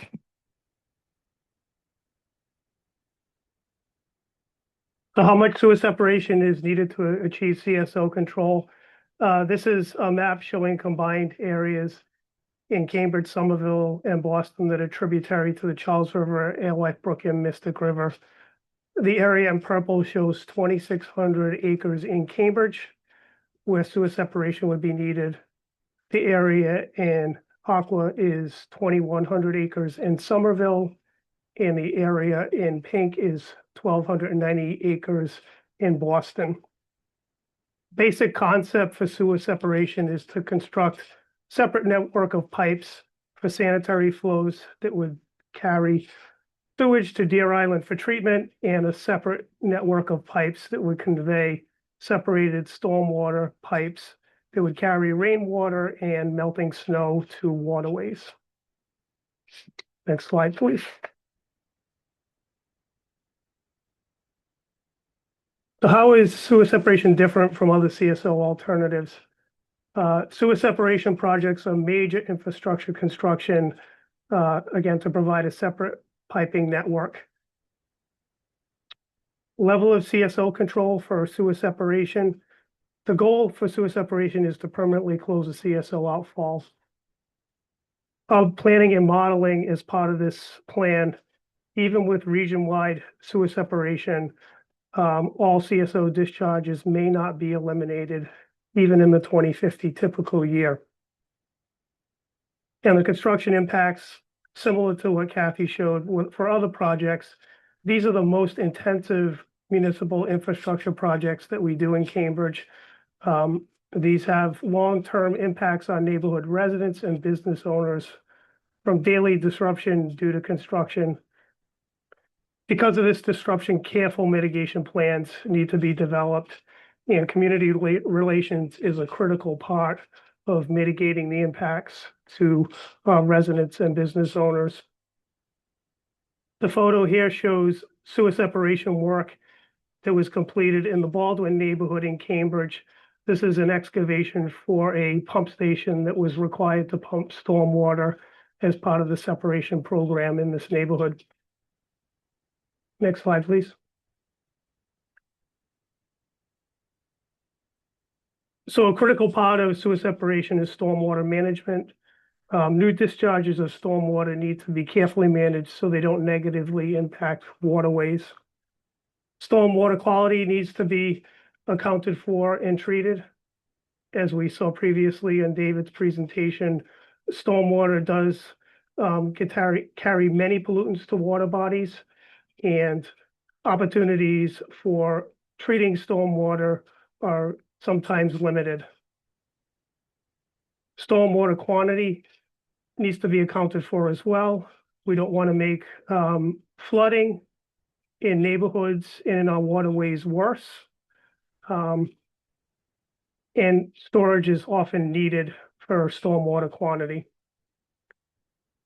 And part of the engineering design for stormwater management is developing complex networks for conveying stormwater to water bodies. This involves both gravity systems and also pumping and large pipes to carry stormwater to the waterways. This is a picture of the Alewife wetland that was constructed as part of the sewer separation and elimination of the CAM4 CSO outfall in Cambridge. This stormwater wetland provides both treatment of stormwater and also provides storage to handle quantity. Next slide, please. Because sewer separation projects are once-in-a-lifetime projects, we take advantage of the opportunities to do neighborhood improvements as well. We contact all the utility companies within the roadways where sewer separation work is going to be done to give them an opportunity to upgrade their infrastructure. This includes water utilities, gas, electric, and communications. We also take an opportunity to address street flooding and backups that are occurring in neighborhoods. As part of Cambridge's sewer separation program, we have constructed 13 stormwater holding tanks in Cambridge for flood alleviation in neighborhoods that were previously impacted by flooding in combined sewer areas. We also use these projects to implement green stormwater infrastructure in street trees and other landscaping features, and also transportation improvements, improving sidewalks, particularly for accessibility for persons with disabilities, providing separated bicycle lanes for safety, and also enhancing opportunities for our residents to use transit. We have provided back to the last slide, please. We have provided cost information for the CSO control alternatives. Those costs do not include these additional opportunities for improvements. This picture is from a sewer separation project that was completed on Western Avenue in Cambridge. As you can see from the picture, we took the opportunity to provide new sidewalks, a separated bicycle lane, additional street tree planting, green stormwater infrastructure, and improved roadway paving. Next slide, please. So based on our modeling and planning work, we have determined that sewer separation alone will not solve the CSO problem and provide control. So sewer separation alone, we would still have in the 2050 typical year, one outfall in the Charles River that would have wet weather sewage discharges. In the 2-year 2050 storm event, 1 to 2 outfalls in each of the receiving waters would also have wet weather overflows.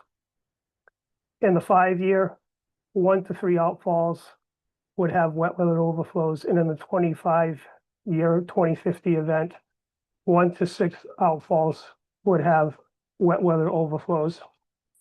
This is why sewer separation is an alternative, but is not the sole alternative to provide CSO control, and other alternatives would be needed. Next slide, please. Probably the biggest challenge for sewer separation projects is space. In addition to other alternatives, we need space to do this type of work. We would need room in virtually every street where we are doing separation for new stormwater pipes, manholes, pump stations, and flood storage. This space is often not available due to the dense utilities that are already present. So we work with utility companies to move existing utilities out of the way to make space for these new features. While the utility companies are responsible for moving these utilities, the cost for moving these utilities is typically passed on to ratepayers, particularly for gas and electricity customers. Another challenge is mitigation of impacts. These are, again, neighborhood level projects on every street in very close quarters. So there will be traffic disruptions, noise, vibration, and dust.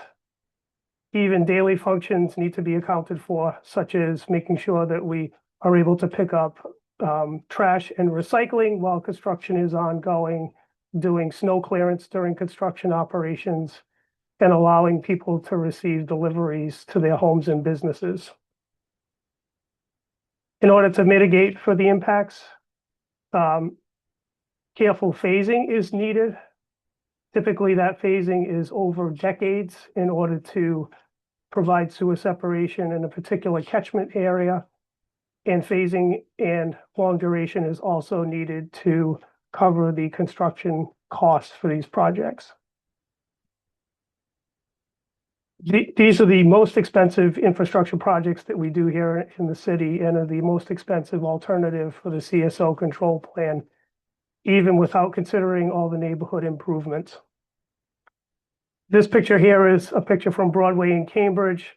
This shows work on the conveyance alternative, where we are enlarging the size of a storm drain pipe on Broadway to facilitate future sewer separation in the Hampshire Street neighborhood. Next slide, please.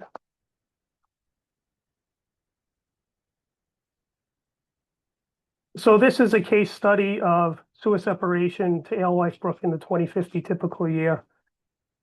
On the left of this chart shows the various rainfall events in the 2050 typical year, and with sewer separation, 21 million gallons of combined sewer overflows could be eliminated from the Alewife Brook.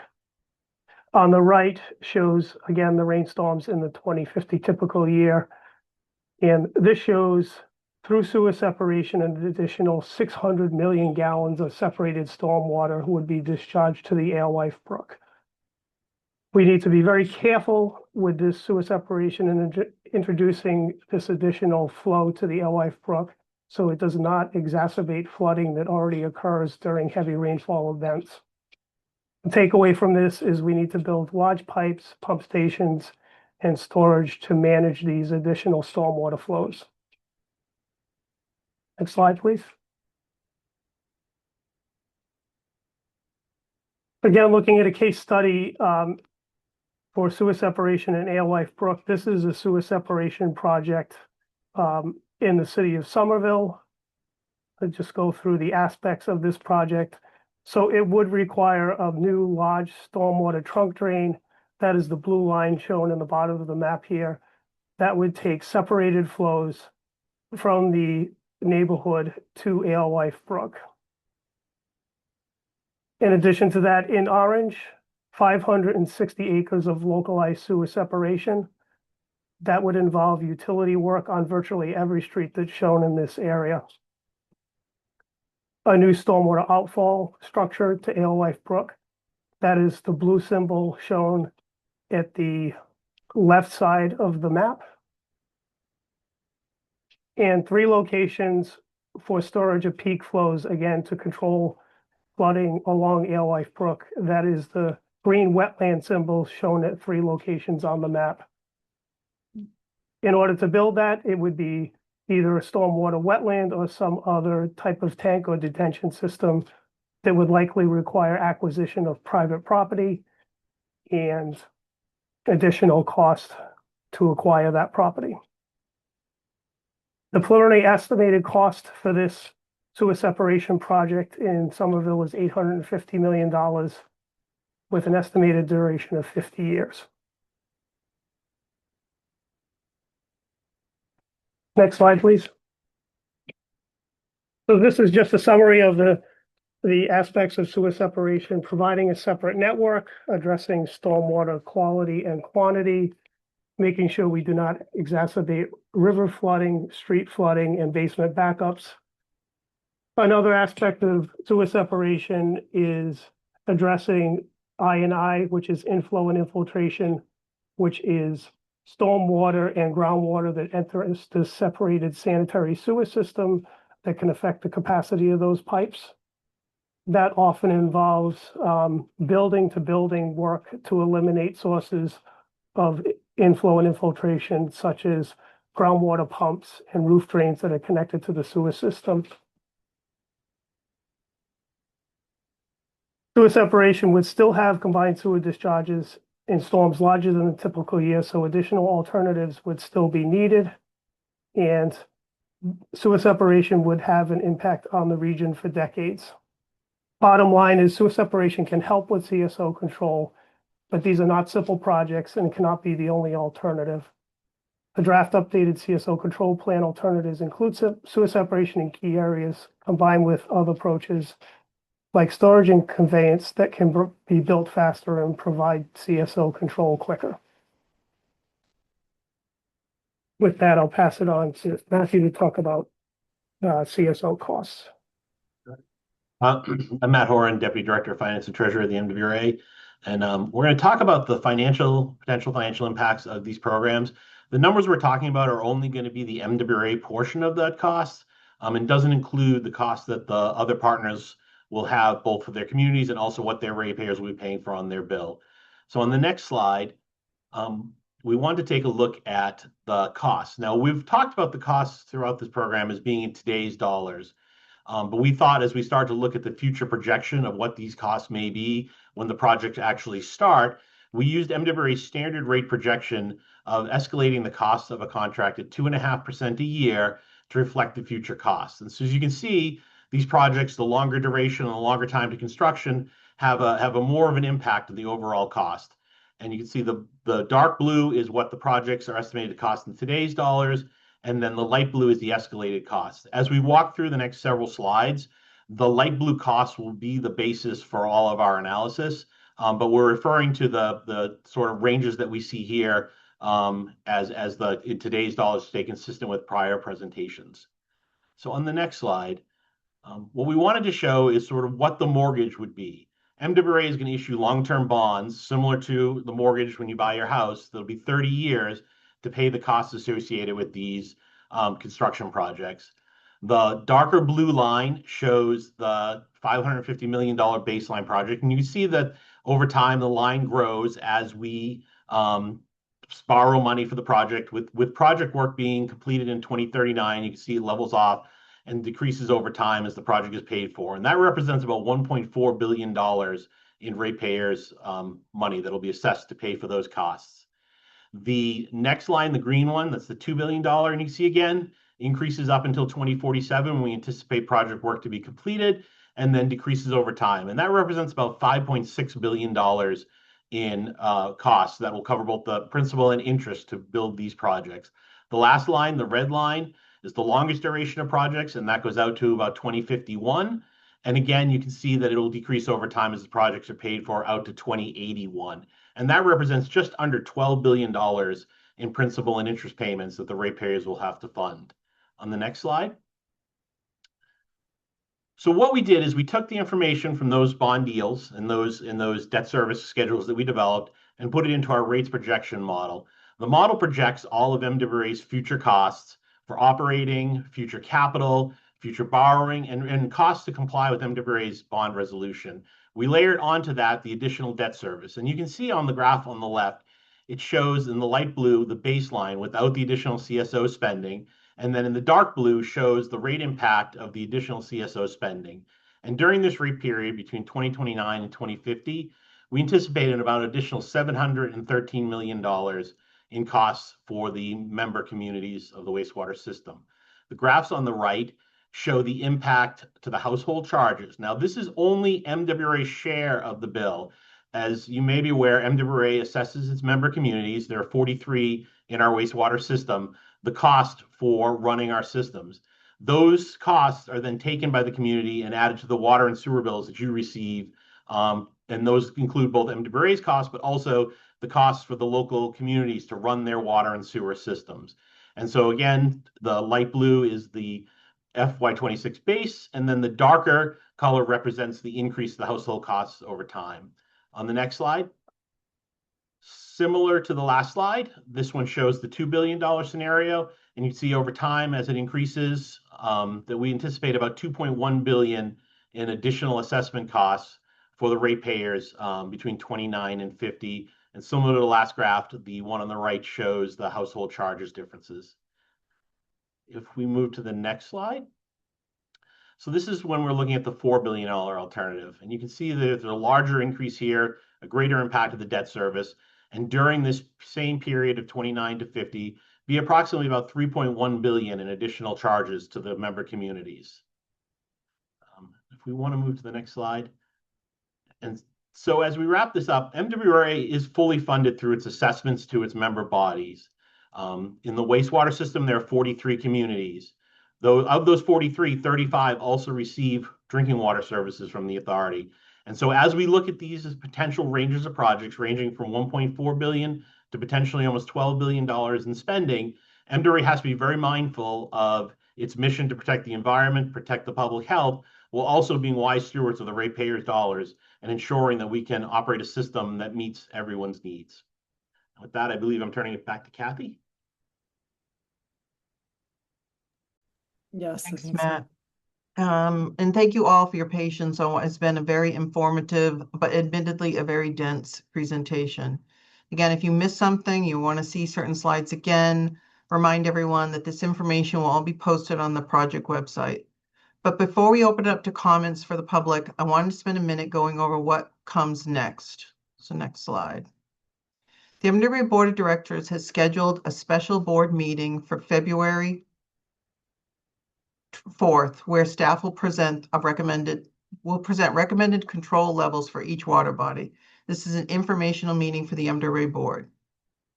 Staff will request approval from the MWRA board to move forward with the draft plan in a subsequent meeting in order to file the plan along with our project partners with DEP, project partners to DEP and EPA by the end of April. After the draft plan has been filed, there'll be a robust public process to solicit even more feedback, and that will include public meeting number 7, where the team will present the actual draft recommended plan, public hearing and a comment period, and of course, additional outreach to affected communities and stakeholders. So you can look forward to many more presentations like this. The team will then review all the comments we receive and incorporate feedback as appropriate into what will become the final recommended plan. And that final plan will be submitted in January. And with that, I think I'm going to turn it back to Abby for, okay, there's our timeline. And then I'm going to turn it back to Abby. And I will quickly turn it to Ona Ferguson, who's going to take us through the next steps. Thanks, Kathy. Thank you, everyone. Thanks so much to the presenters. Hopefully it was worth the storyline, right? We're trying to connect dots here so that this all makes sense and people can follow the work that the technical team has been doing. We are going to have some time for public input now, and we're going to do it in 2 ways. We're going to invite you, as we have a few times in the chat, if you'd like to share your thoughts in writing. We have a Menti up, so you can use the QR code that you see on the screen, or you can use the link that's in the chat from Charlotte just now. Anyone's welcome. To mention, it's anonymous, and so we hope everyone will feel comfortable sharing thoughts. We're not collecting people's personal information. And we're going to give you like 2-3 minutes to do that. And then while you're doing it, if you think you are someone who would like to give input verbally, if you could raise your Zoom hand, we want to see how many people want to share thoughts that way so that we can do a little bit of math around timing. And we're going to take a quick bio break and give everybody just a few minutes to stand up so that we can sit and all really listen. So thanks for those of you raising your Zoom hand to let us know you want to share thoughts that way. And we're going to give you 2 or 3 minutes just to type in anything you would like to type in.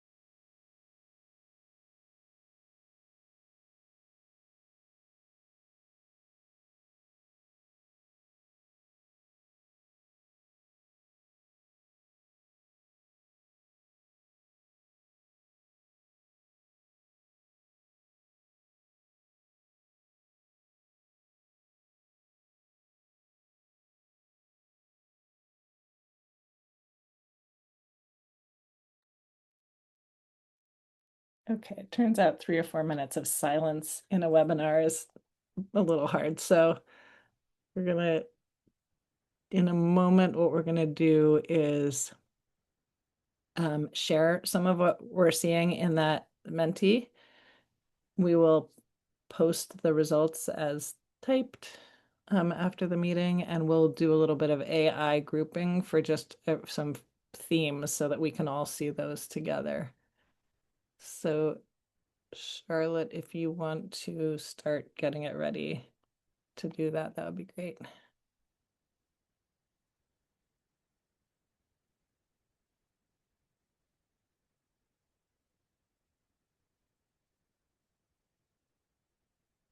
Again, if you want to share your thoughts verbally, please raise your virtual hand. For those who are curious, we have about 216 people on right now altogether. So Charlotte, when you are ready, I think you can put up some of the themes. I think we have to kind of step through it. So we'll do that for a moment and then we'll figure out what happens next.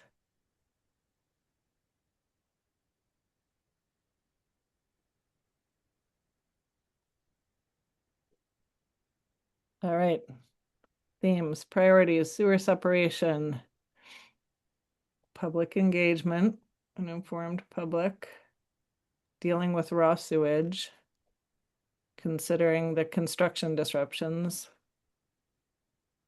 water quality, transparency. Interesting. It'll be so interesting to read all of these. Green infrastructure, we know is a theme in this. Climate impacts, look beyond 100-year climate change horizon. Wow. Project costs, community health, and others that are coming in since we tagged it for that AI theme. Can you tell us how many responses there are in there, just out of curiosity, Charlotte, and what you're seeing? 153 responses. Oh, nice.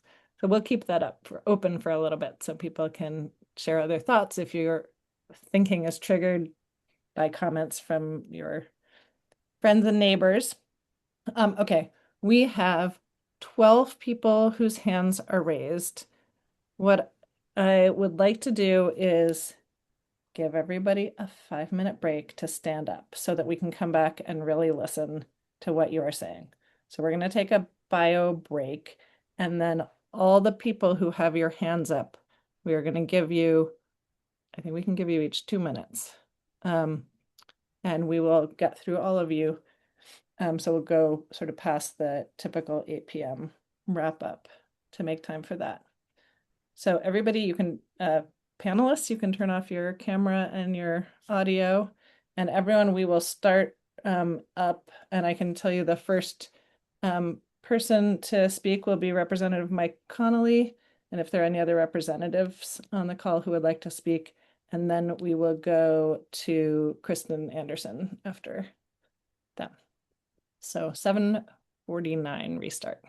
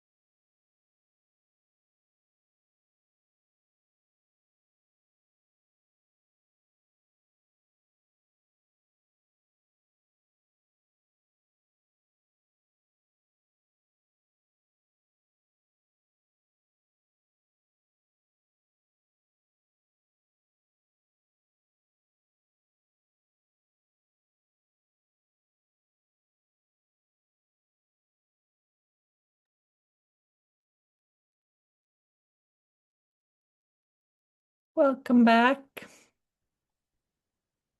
Hope everybody refilled your waters and settled anew. All right, we are going to start with Representative Mike Connolly. I'm going to be putting timers for most people. We're going to do 2 minutes per person. So I ask that everybody do their best to respect that. And for each person who comments, you'll as Representative Connolly is showing, we will make you visible and you'll be able to unmute. Please go ahead. Well, thank you. And I didn't know I'd be on camera, so forgive me. I need a haircut. But that was a terrific presentation. I want to say thank you for all your efforts. Just wanted to add some comments given the importance of this issue to the district I represent.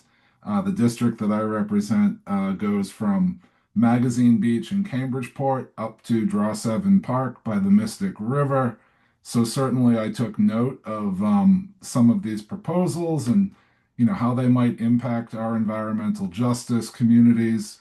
I was eager to join with my House colleagues in sending you a letter back in the fall asking you to put this on hold and to give us more time to consider this. I want to shout out the Charles River Watershed Association, the Mystic River Watershed Association for your leadership here.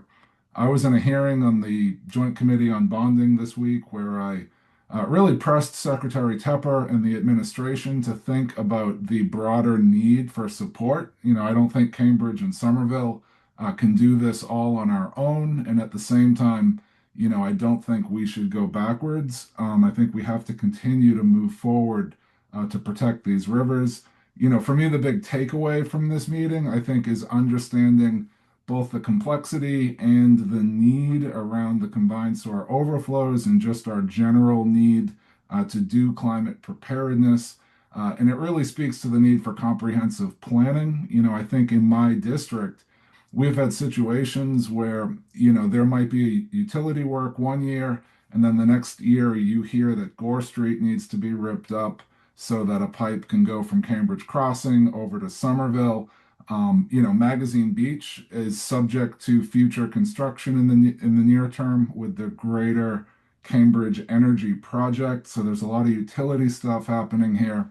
I'm wondering what we will ask of Harvard and MIT. I know Harvard has big plans across the river in Alston. There's a lot of land there. And, I really think we just have to think about equity because this region, I think, contributes to the tax base of the entire Commonwealth. So I think, one of my biggest points here, and, I'm trying to take about 5 minutes of comments and condense it out of respect for the time here. But, I really think we have to think what more can we ask of all of the MWRA ratepayers and the Commonwealth in general so that this area that really delivers so much of the economic benefit and the tax revenue of the state isn't shortchanged as we try to manage all these concerns. So thank you, again for all your work on this and for letting me say a few words. And I look forward to staying involved. Thanks. Thank you so much. Next up, and I will give you a preview of each person. I'm calling on people in just the order that they raise their Zoom hands in. So we have Kristen Anderson, and after Kristen, it will be Alex Machi. You'll get an invitation to accept being promoted to panelist. Please click yes when you are invited. Kristen, welcome. Hi. Okay, let me just. Perfect. Okay, good. My name is Kristen Anderson, and I want to thank the legislators who are here tonight, including Representative Garbely and Arlington Select Board Chair Diane Mahan and Representative Connolly. Most of all, though, I want to thank the public supporters who came out tonight who want to see an end to sewage pollution. I am from Save the Alewife Brook, and I'm here tonight because Alewife Brook flooded into my home multiple times. Untreated raw sewage floodwater came through the back door into my house and into my neighbors' homes, and we had no idea what was in that water. We were exposed to sewage when trying to save our belongings, and we got sick. And this is gross, painful digestive illness, fever, cramps, and bloody diarrhea. And it was a horrifying experience. I do not want it to happen to anybody else. It should not happen to folks who live near Alewife Brook, who use public parks, bike paths near our rivers. It shouldn't happen to folks boating in the Charles and Mystic rivers. During some storms, Alewife Brook overflows, sending untreated sewage floodwater into the park, bike path, yards, and homes of area residents. In 2023 alone, the brook flooded 5 times. 5 times. Children biked through sewage. Joggers and walkers went through it, and we saw parents pushing baby strollers through untreated sewage floodwater. Schools use the path for sports training here. It's ridiculous, and climate change is making it worse. Alewife Brook flows through very densely populated environmental justice neighborhoods, none of which are on any of the maps that were shown here tonight. And in fact, the project planners won't even show the flooding around Alewife Brook. Around 5,000 people live in Alewife Brook's 100-year floodplain. There are documented cases of illness to exposure, There are documented cases of illness from exposure to Alewife CSOs, including gastrointestinal illness, cramps, diarrhea, gastroenteritis, and dysentery. A 2024 Boston University School of Public Health study found a link between gastrointestinal illness and CSOs, linked to aerosolized particulates. MWRA reported peak E. coli counts during CSO events up to 300 times higher than EPA's safe level at Alewife Brook, indicating extremely dangerous contamination and a high risk of illness. And this is an environmental justice issue. If you want to know where environmental justice populations live, find MWRA's combined sewer overflow outfalls on a map. Near combined sewer overflows is where you will find environmental justice populations. I have wondered for years now how it is possible. I have wondered for years now how it is possible that MWRA knows about the problem of sewage at Alewife Brook, that people have gotten sick, that people are pushing baby strollers through sewage, that children are riding bikes through it, and still MWRA refuses to come up with a solution. First, they said it was too complicated. Then they said it was too expensive, and they want to now continue dumping sewage forever. In the next 10 years, MWRA will finish paying off $2.1 billion in long-term bonds. Because this old debt is coming off the books, MWRA can issue $2 billion in new bonds without raising rates to the ratepayers. We have 11 other people who need to speak. So sorry, that is not my preferred thing to do. I apologize, Kristen. It's for these other 11 people. We're going to go to Alex Machi next, and after Alex is David Stoff.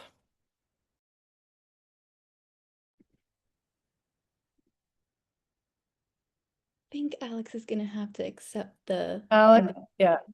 Alex, you should get a little pop-up that says, accept promotion to panelist.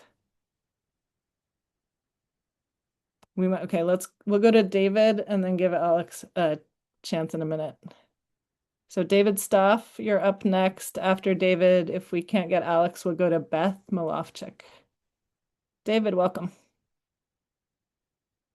Unmuted. You're there, yeah. Am I, well, that's nice. Okay. Hi, I'm David Stoff. Boy, I got the spookiest picture. I live downstream from the MWRA's CSO in East Arlington, and like Kristen, I've been flooded. I've been in my home since 1993, 94, but I'd like you all to know that I've been an MWRA ratepayer since 1984, and this is the third long-term control plan that I've seen. And I've seen the planned discharges in the Alewife Brook, the volumes increased from just under 3 million gallons annually in the first plan I was involved in to about almost 10 million gallons annually in the preferred alternative you're discussing now. And you've always said that sewer separation is too expensive, especially compared to the benefits, the water quality benefits you'd see in the Alewife. And in every case, the preferred alternative that you build is more expensive. The cost of the next interim plan is more than the previous cost for separating the sewers. As a ratepayer, I want you to fix the problem. I understand that it's a hard problem, but do your job and fix it. And I trust that you have the skills to do it. You're all incredibly talented people. So, my water and sewer bill, I'm that guy. I keep these things.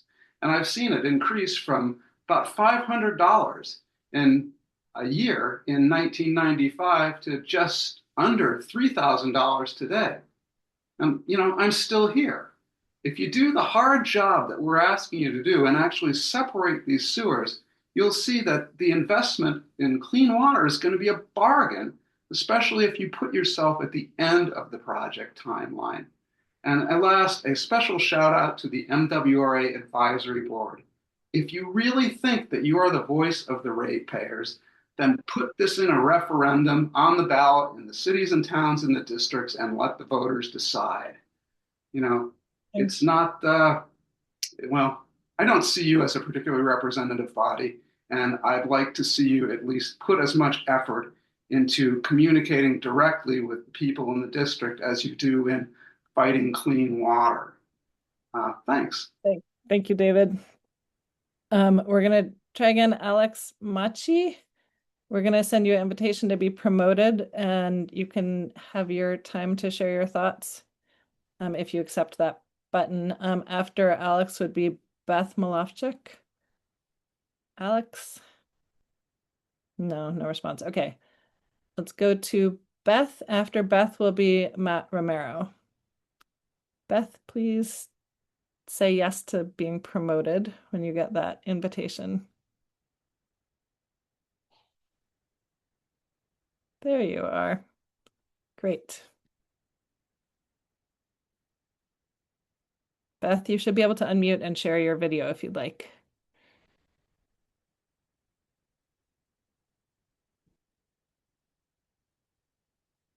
There we see you. Unmute. Okay, hi. Hi. Kathy Murtaugh, thank you very much for your presence this evening, for your expertise, and for informing us. I prevail upon you to maintain the integrity of this meeting and to allow Kristen Anderson, the founder of Save Alewife Brook, to finish her remarks before concluding the meeting. I'm a town meeting member in Arlington, and I'm appalled at the status quo that MWRA has allowed to exist with the raw sewage, the surface level sewage in Alewife Brook. I want to see the tannery CSO closed and sewer separation. And I've heard nothing tonight about the largest CSO at the Alewife T-stop area and all that property around the Alewife T-stop that's not now going to be developed. And what about the potential there for your forward-thinking solutions? I'm sorry, I'm very upset that you interrupted Kristen. Diane Mahan is on this call. I hope she's speaking. I think Sean Garbely, they will agree with me that Kristen should be allowed to have her opportunity to speak. I'm deeply offended that the town of Arlington is not it doesn't have a seat at the table. We were told by a member, one of the speakers here tonight at an earlier meeting, that we don't get a seat at the table because we have no money in the game. But Cambridge and Somerville and MWRA exploit Arlington as an open sewer for your benefit, for the benefit of wealthier neighboring communities. And frankly, it has to stop. Come on, this is ridiculous. So again, Kathy Murtaugh, thank you very much. Forward-thinking solutions. We look forward to them, but we want our ability to express our experiences and what we expect from you as to meet the requirements of the Boston Harbor cleanup court case. You have not met the requirements. Thank you. Thank you, Beth. Matt Romero and then Julie Wood are up next. So Matt, please accept an invitation to be promoted.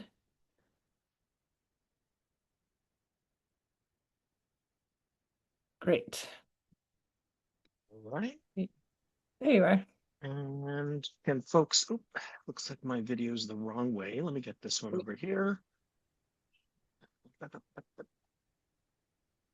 There we go. Thank you, everyone. My name is Matt Romero, and I'm the Executive Director of the MWA Advisory Board.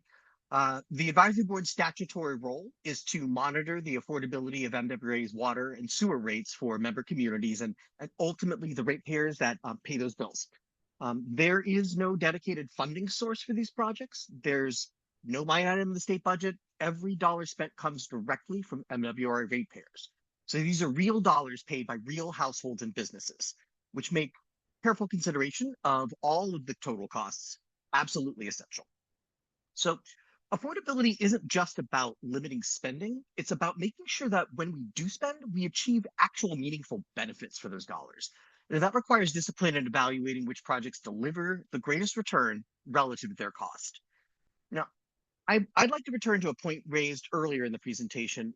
Of the four major regional challenges affecting the water quality, CSOs, climate change, stormwater, and upstream inputs, only the CSOs are within the scope of this updated long-term control plan. The other contributors are very real, very significant, but this plan is not a tool to address them. And that distinction matters because the cost estimates before us range from hundreds of millions to multiple billions of dollars. At the upper end of that range, it is reasonable and necessary to ask what benefits those investments would actually deliver. Now, as MWA's own analysis shows, even eliminating all CSOs would not result in rivers that are swimmable or fishable. At the same time, those billions of dollars would be raised from ratepayers and would either displace or be added on top of the other investment communities need to address their own local challenges. Given those facts, it doesn't appear to be in the best interest of ratepayers to pursue the most expensive options when lower cost alternatives can achieve substantial CSO reductions. Decisions of this magnitude need to be grounded in facts, focused on real environmental benefits, and attentive to the long-term affordability impacts on the people who ultimately pay the bill. Thank you very much. Thank you, Matt. Julie Wood, you are up next, so please accept the invitation to be promoted, and then it will be Patrick Heron.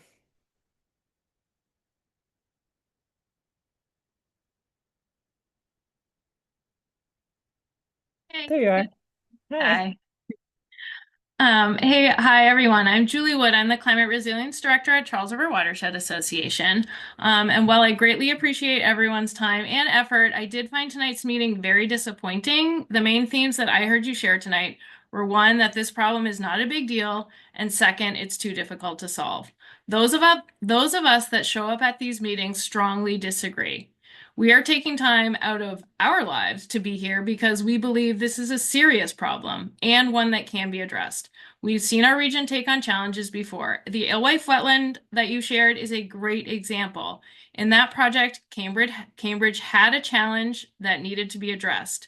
Throughout that project, you guys met challenges, you met barriers, and you overcame them. You solved the problem, and today what we have is a gem of a site for both humans and the natural environment. But my question that I am hoping you guys can answer is, given that you're going to present preferred alternatives on February 4th, that's what, less than 2 weeks from now, to the board for another vote, can you share with us what that preferred alternative for the Charles will be?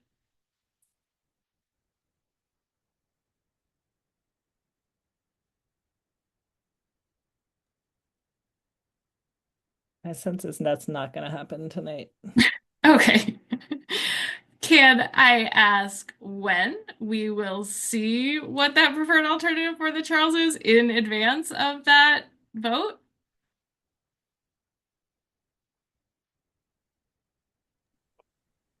I'm going to ask all the members in a minute, Julie, if they want to respond to any Okay. of the pieces that have been said. So if you have any other Okay. pieces you want to say now, then they can think about if they're able to respond to that. Okay, thank you. That would be the main piece of information I'm looking for. Thanks. Okay, so let's go to that now then. I'm going to just pause for a moment after that batch of comments. and say, Patrick, you're going to be up, Patrick Heron, you're going to be up next, and then it'll be Michael Lanetto. But in the meanwhile, project team, any quick thoughts you want to share on that batch of points at this stage? We don't really have time for any detail back and forth, so this is just an invitation if anybody wants to flag anything, really. I think the one thing I would say is that the work is still actively ongoing. It's not that I think anyone here is stonewalling what the recommended plan is, that we're still actively engaged amongst the three parties in developing that.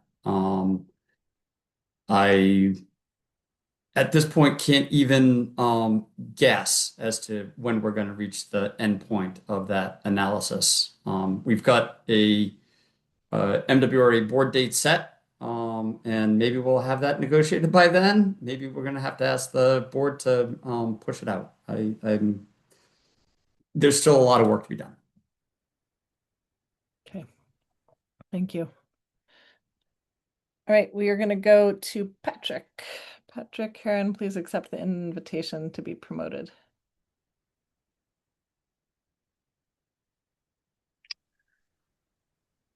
There you, yep. Good evening, everybody. Thank you so much. So first, thank you to Representative Connolly for your remarks and Representative Garbely for being here tonight and for your concern about these issues, the rivers, the public health and environmental justice issues. And thank you, MWRA, Cambridge, Somerville, and CBI for the work to put together the presentation.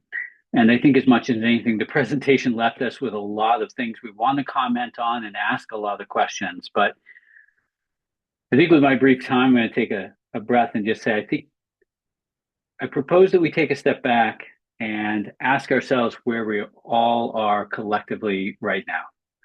We have a historic moment in the environmental history of Greater Boston. This is a chance for all of us, whether you're on the project or in the public, to contribute to what is the worthy last chapter of the cleanup of Boston Harbor, I hope. And it's a once in a generation opportunity to decide together democratically how to shape infrastructure in a way that will benefit people for the next 75 to 100 years. And so there's some really important questions about transparency and how this decision will be made. How do we decide what level of investment is going to be made? Will that be made in the public or will that be made inside an agency? I think we also propose that we reframe this conversation, which has so much of us here tonight with so much energy because we care so deeply and are so impacted, not as a question of who has to do what or what can force which identity to do, but rather as an opportunity. How can we reimagine our infrastructure for these densely populated cities that will enhance the lives of the people that love these rivers? That is resilient to climate change and that does its best to protect public health. Greater Boston showed incredible leadership 40 years ago. As we close out Fred Lasky's tenure here, lots of credit for his leadership. And I would just say that we should continue that legacy by cleaning up these last sites in the rivers for environmental justice and public health together. Thank you so much. Thank you, Patrick. All right. Sorry, we are trying to do timers, promotions. Rich, you want to Yeah, say just briefly, Patrick, I want to thank you for your comments. I couldn't agree more. This is a decision of enormous regional importance. And I think that is exactly the conversation that we as a region need to be having over 2026 as this draft plan is evaluated and brought into final form. There is a nuance here that the lawyers have told us is that the draft plan does have to have a recommendation. But as you saw tonight, we were discussing various different levels of control. Each has its own set of benefits and impacts in terms of water quality, in terms of construction. Each has its own price tag. And I think and as Representative Connolly alluded, that this may be a project of state importance, and there may be funding sources outside of Cambridge and Somerville and even MWRA service area. So I think I at least look forward to the oncoming regional conversation about these priorities. So thank you. Thank you. Everybody, to give you just a preview of what's happening now, we're going to take all the hands that are up of people who have not spoken yet. But we're not adding more people just because that's where we are in the meeting. So we have 1, 2, 3, 4, 5, 6, 7 more people who will be getting the floor. Let's go to I Michael. promoted Mike. Thank you. Excellent. Mike, you're up next, and then it will be Eric Grunenbaum.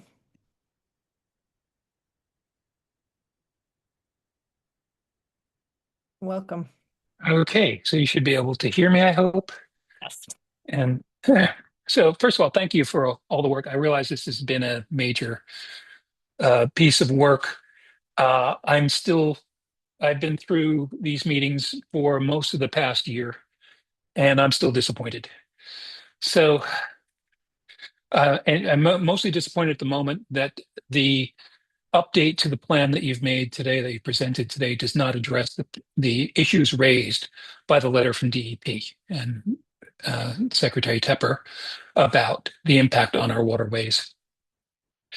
And I want to point out a couple of points of both logic and economics that I think seem to be missing. One is sewage costs are driven by peak volumes, and that's peak flows. That's in your MWRA costing mechanisms. Peak volume is driven by stormwater. Stormwater is driven by climate change. Climate change ain't going anywhere. All of these solutions that require storage are all going to be overwhelmed over time as climate change increases stormwater outflows. Without some form of sewer separation and stormwater treatment, none of this is sustainable. It's only going to get worse. I live near the Ellwife Brook, near what is being used as a sewer. And you're already proposing in the current plan to increase dumping of sewage into the Ellwife over what it is now. I mean, if you look out into your 2050 plan, I don't see how this gets us anywhere beyond kicking the can down the road. So I think you can do better. This is not rocket science. We're not putting people on Mars, and we could probably put people on Mars easier than it sounds like you're making this sound. Thank you. Thank you, Michael. We are going to go to Eric next, and then David Hawley. Eric, please accept the invitation to be promoted. Great. There you are. Hello, you can hear me? Hello. We can. You look good. Eric Grunenbaum in North Cambridge, also known as the Great Swamp, once upon a time. Thank you for your ongoing work. And in the spirit of consensus building, I think it is important to hear some more unfiltered comments. A close observer of the process didn't want to say this himself, but said I could read what he wrote earlier today. Quote, this is not a meeting designed for any community input, but is an attempt to flood away any reasonable community input with huge amounts of last-minute information.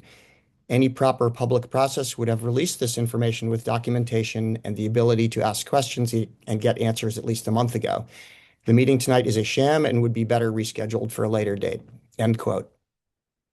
Other observers described the meeting this afternoon as a charade and gaslighting. Speaking personally, speaking of gaslighting, I find the use of the letters GSI on the plans I've seen to be discordant. Common sense and the EPA's definition of GSI suggest that the proposed underground infiltration structures do not qualify as a GSI, and they're certainly not green. The use of the GSI acronym appears to be intended to confuse people. Just to finish up, we, the ratepayers, and people I've said this very well already tonight. The ratepayers of Cambridge, Somerville, and Arlington paid our fair share to clean up the beaches of Boston Harbor, and those bonds are now being paid off. It's now time for the rate base to pay for the cleanup of the Alewife Brook and the bigger rivers. Let's finish the job of cleaning up the harbor and the waterways of Massachusetts. Thank you very much. Thank you, Eric. David Hawley, you are up next, and then it will be Michael McCord.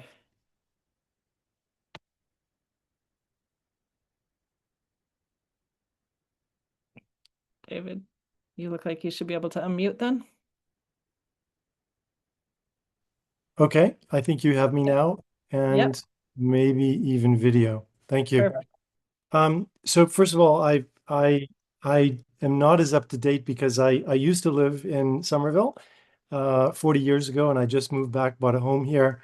And from my point of view, and knowing people who have done this incredible work on the harbor, this city has transformed since I lived here. So I realize we're sitting on top of a huge problem, but we're also sitting on top of, as I observe, a much, much, much improved city, but safe bike lanes and so on.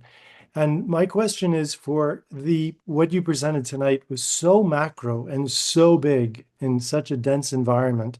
I know it can be done because among the places I lived in areas like Geneva, Zurich, Paris. So I see what has happened in even more dense urban environments.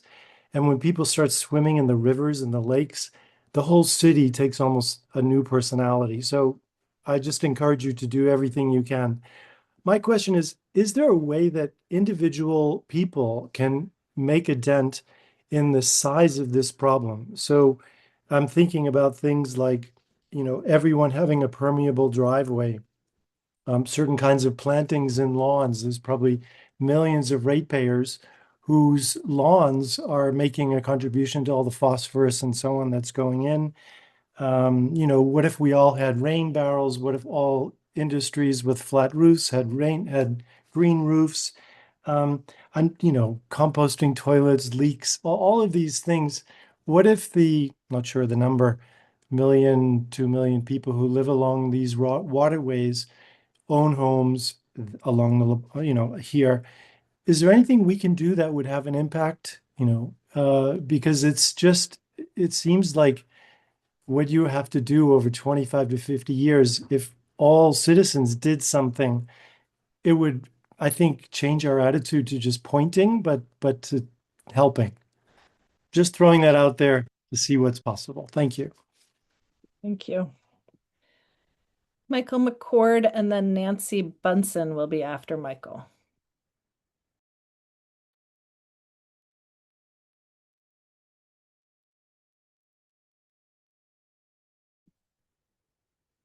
There you are. Okay, can you hear me? I can. Okay. Well, thank you very much for this evening. I have I have a very specific question going back to what the conversation about storage tanks earlier. I live in Boston, so I'm on the other side of the Charles, and I've thought about locations where storage tanks could conceivably be placed. One is under the Booker overpass at the end of Massachusetts Avenue. Or at the end of Marlborough Street. One is under the overpass of the Mass Turnpike, which is going to be hugely redone in another decade. And another is down at the Ebersol Fields on the Esplanade. And I'm wondering if the other that was brought to mind by a comment earlier today is on the Harvard lands that are going to be redeveloped in Alston. I'm wondering if these are places where huge storage tanks could be put that might carry us into the next decades with a solution for storage of uptown sewage that would hold enough sewage so that we could then slowly put it back into the sewage system after a big rainstorm or flooding event and treat it. So that's my question about those particular locations of storage tanks. Thank you. Thank you. We're going to go to Nancy Bunsen next, and then Katie Pilot. Nancy.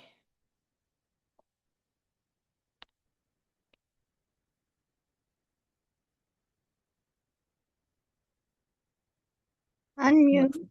There you are. There I am. Bear with me, folks. Okay, there we are. One sec.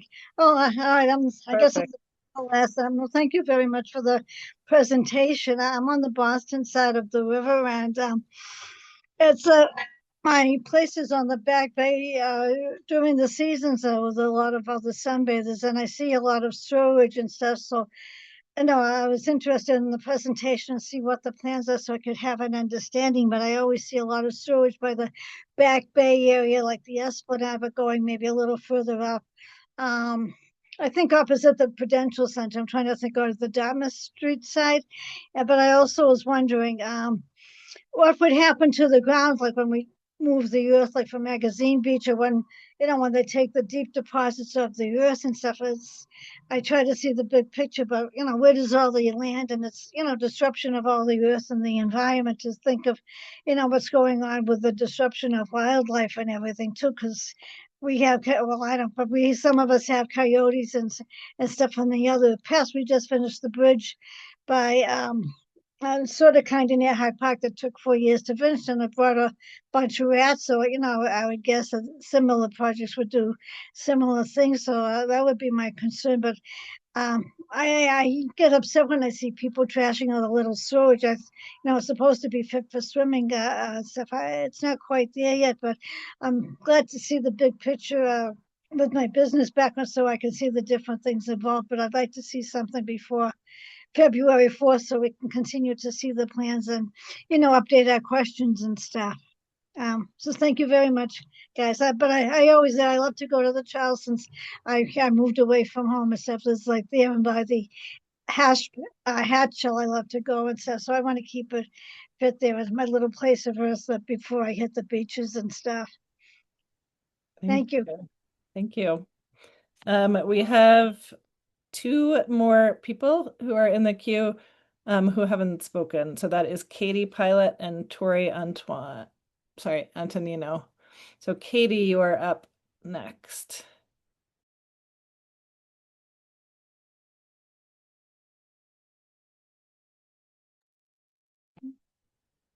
There you are. Hi there. Thank you. So I have a question. I understand that sewer separation will put more stormwater into Alewife Brook, and those impacts in terms of flooding have to be mitigated. Understand that sewer separation is expensive, takes a long time, will have major construction impacts. Understand that stormwater brings pollutants to waterways, and therefore clean stormwater infrastructure is needed to mitigate that. But I'm confused by Rich said it, Colleen said it.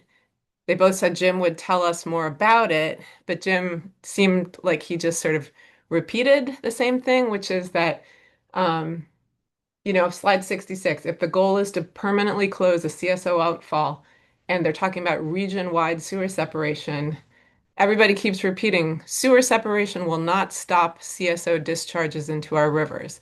If there's no more outfall, and it's region-wide, no more outfalls, plural, and it's region-wide, how do we still get CSO discharges into our rivers? And I was hoping Jim would have some cool diagrams showing how that works, but he basically just sort of said the same sentence, and I don't understand the mechanism for that. And without understanding that, it just feels like stuff's getting more expensive, storms are getting bigger, sewer separation, it seems, would sort of permanently solve the problem rather than having storage tanks that are sized big enough now, but in 20 years, 50 years are not big enough because the storms have gotten bigger. Seems like sewer separation is the answer, even if it's really expensive and has big construction impacts. People don't want to be walking through poop, But so how is it that if we close our outfalls and separate our sewers, how do we still have CSO discharges? That's my question. Thank you. Thank you. Let's go to Tori Antonino, and then Russell Bartosh. You had your hand up and then down and then up, but you haven't gone yet. So we'll take Tori and then Russell, and then we're gonna stop with we're gonna wrap. So Tori, Yeah. please go ahead. Hi, thanks everybody. Hi you. Thanks first of all to all the activists in who are on the call and for the work that they have all done. Thank you guys for taking on this issue. I guess I'm kind of getting on a little bit late to the project. I was inspired by Rich Raish, who gave a presentation in October, I believe, on to the city council. And there's a few documents that are coming out of the city from Somerville that are significant. One is the sort of sewer rate increases that we're going to be seeing in the next 5 years, 10 years. And the other is a housing risks displacement assessment. And I think people think about Somerville, and it's like, oh yeah, we have all this money and rich people live there. And it's like there are a lot of people who are being displaced, and our needs assessment confirms that. And I'm worried about how these rate increases are going to affect people's ability to live in Somerville, and so and in other areas, but this is where I live. So I guess one concern or misunderstanding or something I need to figure out is who decides who pays what? Like if a storm tank goes in Cambridge or if one goes in Boston like or how are the contributions being separated for each city to pay into? And like how much does Boston pay? And is Somerville in charge for the infrastructure that goes to Somerville, Cambridge? And because I don't know if I can live here if the rates that Rich was talking about that were going to be increasing in Somerville in the next 5 years. If that's really a thing, like okay, I gotta make a 5 year plan. Like so that's is that I want everyone to be pitching in, and I don't know if this cost is going to be shared equitably. And yeah, that's my concern. Thank you all. Thank you. Final person to speak, Russell Bartosh. Please accept the invitation.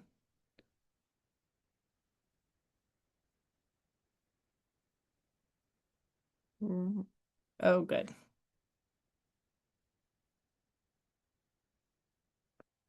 Can you hear me now?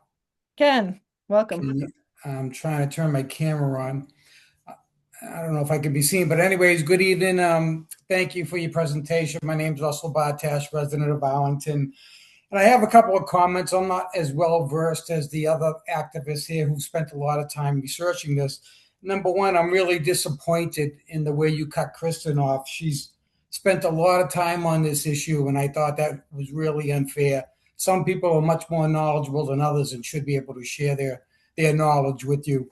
The other thing is the gentleman from MWA who spoke, Matthew, I was kind of disappointed in his comments, basically saying if we don't have the money, you're going to live in a storage-infested area. I think that was really bullshit. And the other thing I have is maybe I don't know if this has ever been done, but if there's an independent analysis or somebody that can critique the work that's been done, that can give us an unbiased opinion, I'd really like to see something like that. So those are basically my comments. Thank you. Thank you very much. Thank you, everyone who shared thoughts. There will be more opportunities to share comments. As Kathy mentioned, Rich wanted to say just a few words before we wrap. Yeah, there are some excellent sort of technical questions that I did want to answer while they were being asked.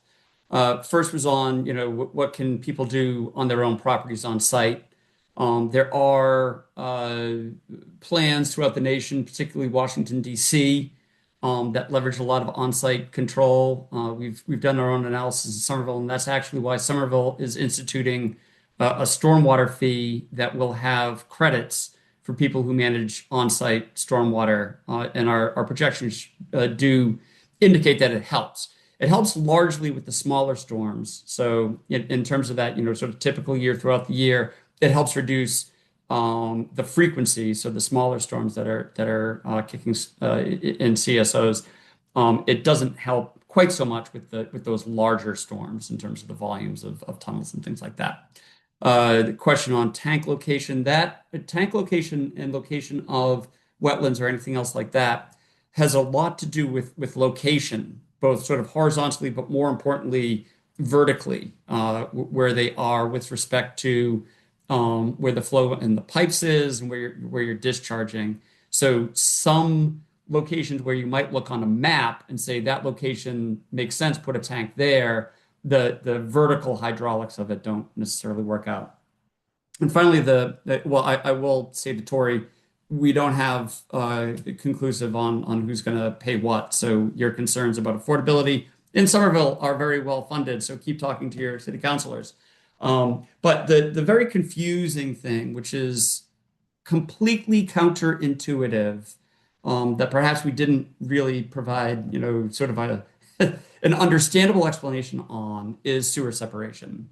And really what you need to understand or sort of conceptualize is that the lower reaches of our system that now MWRA owns, these were largely pipes that were built in the late 1800s and then in 1986 were turned over to MWRA.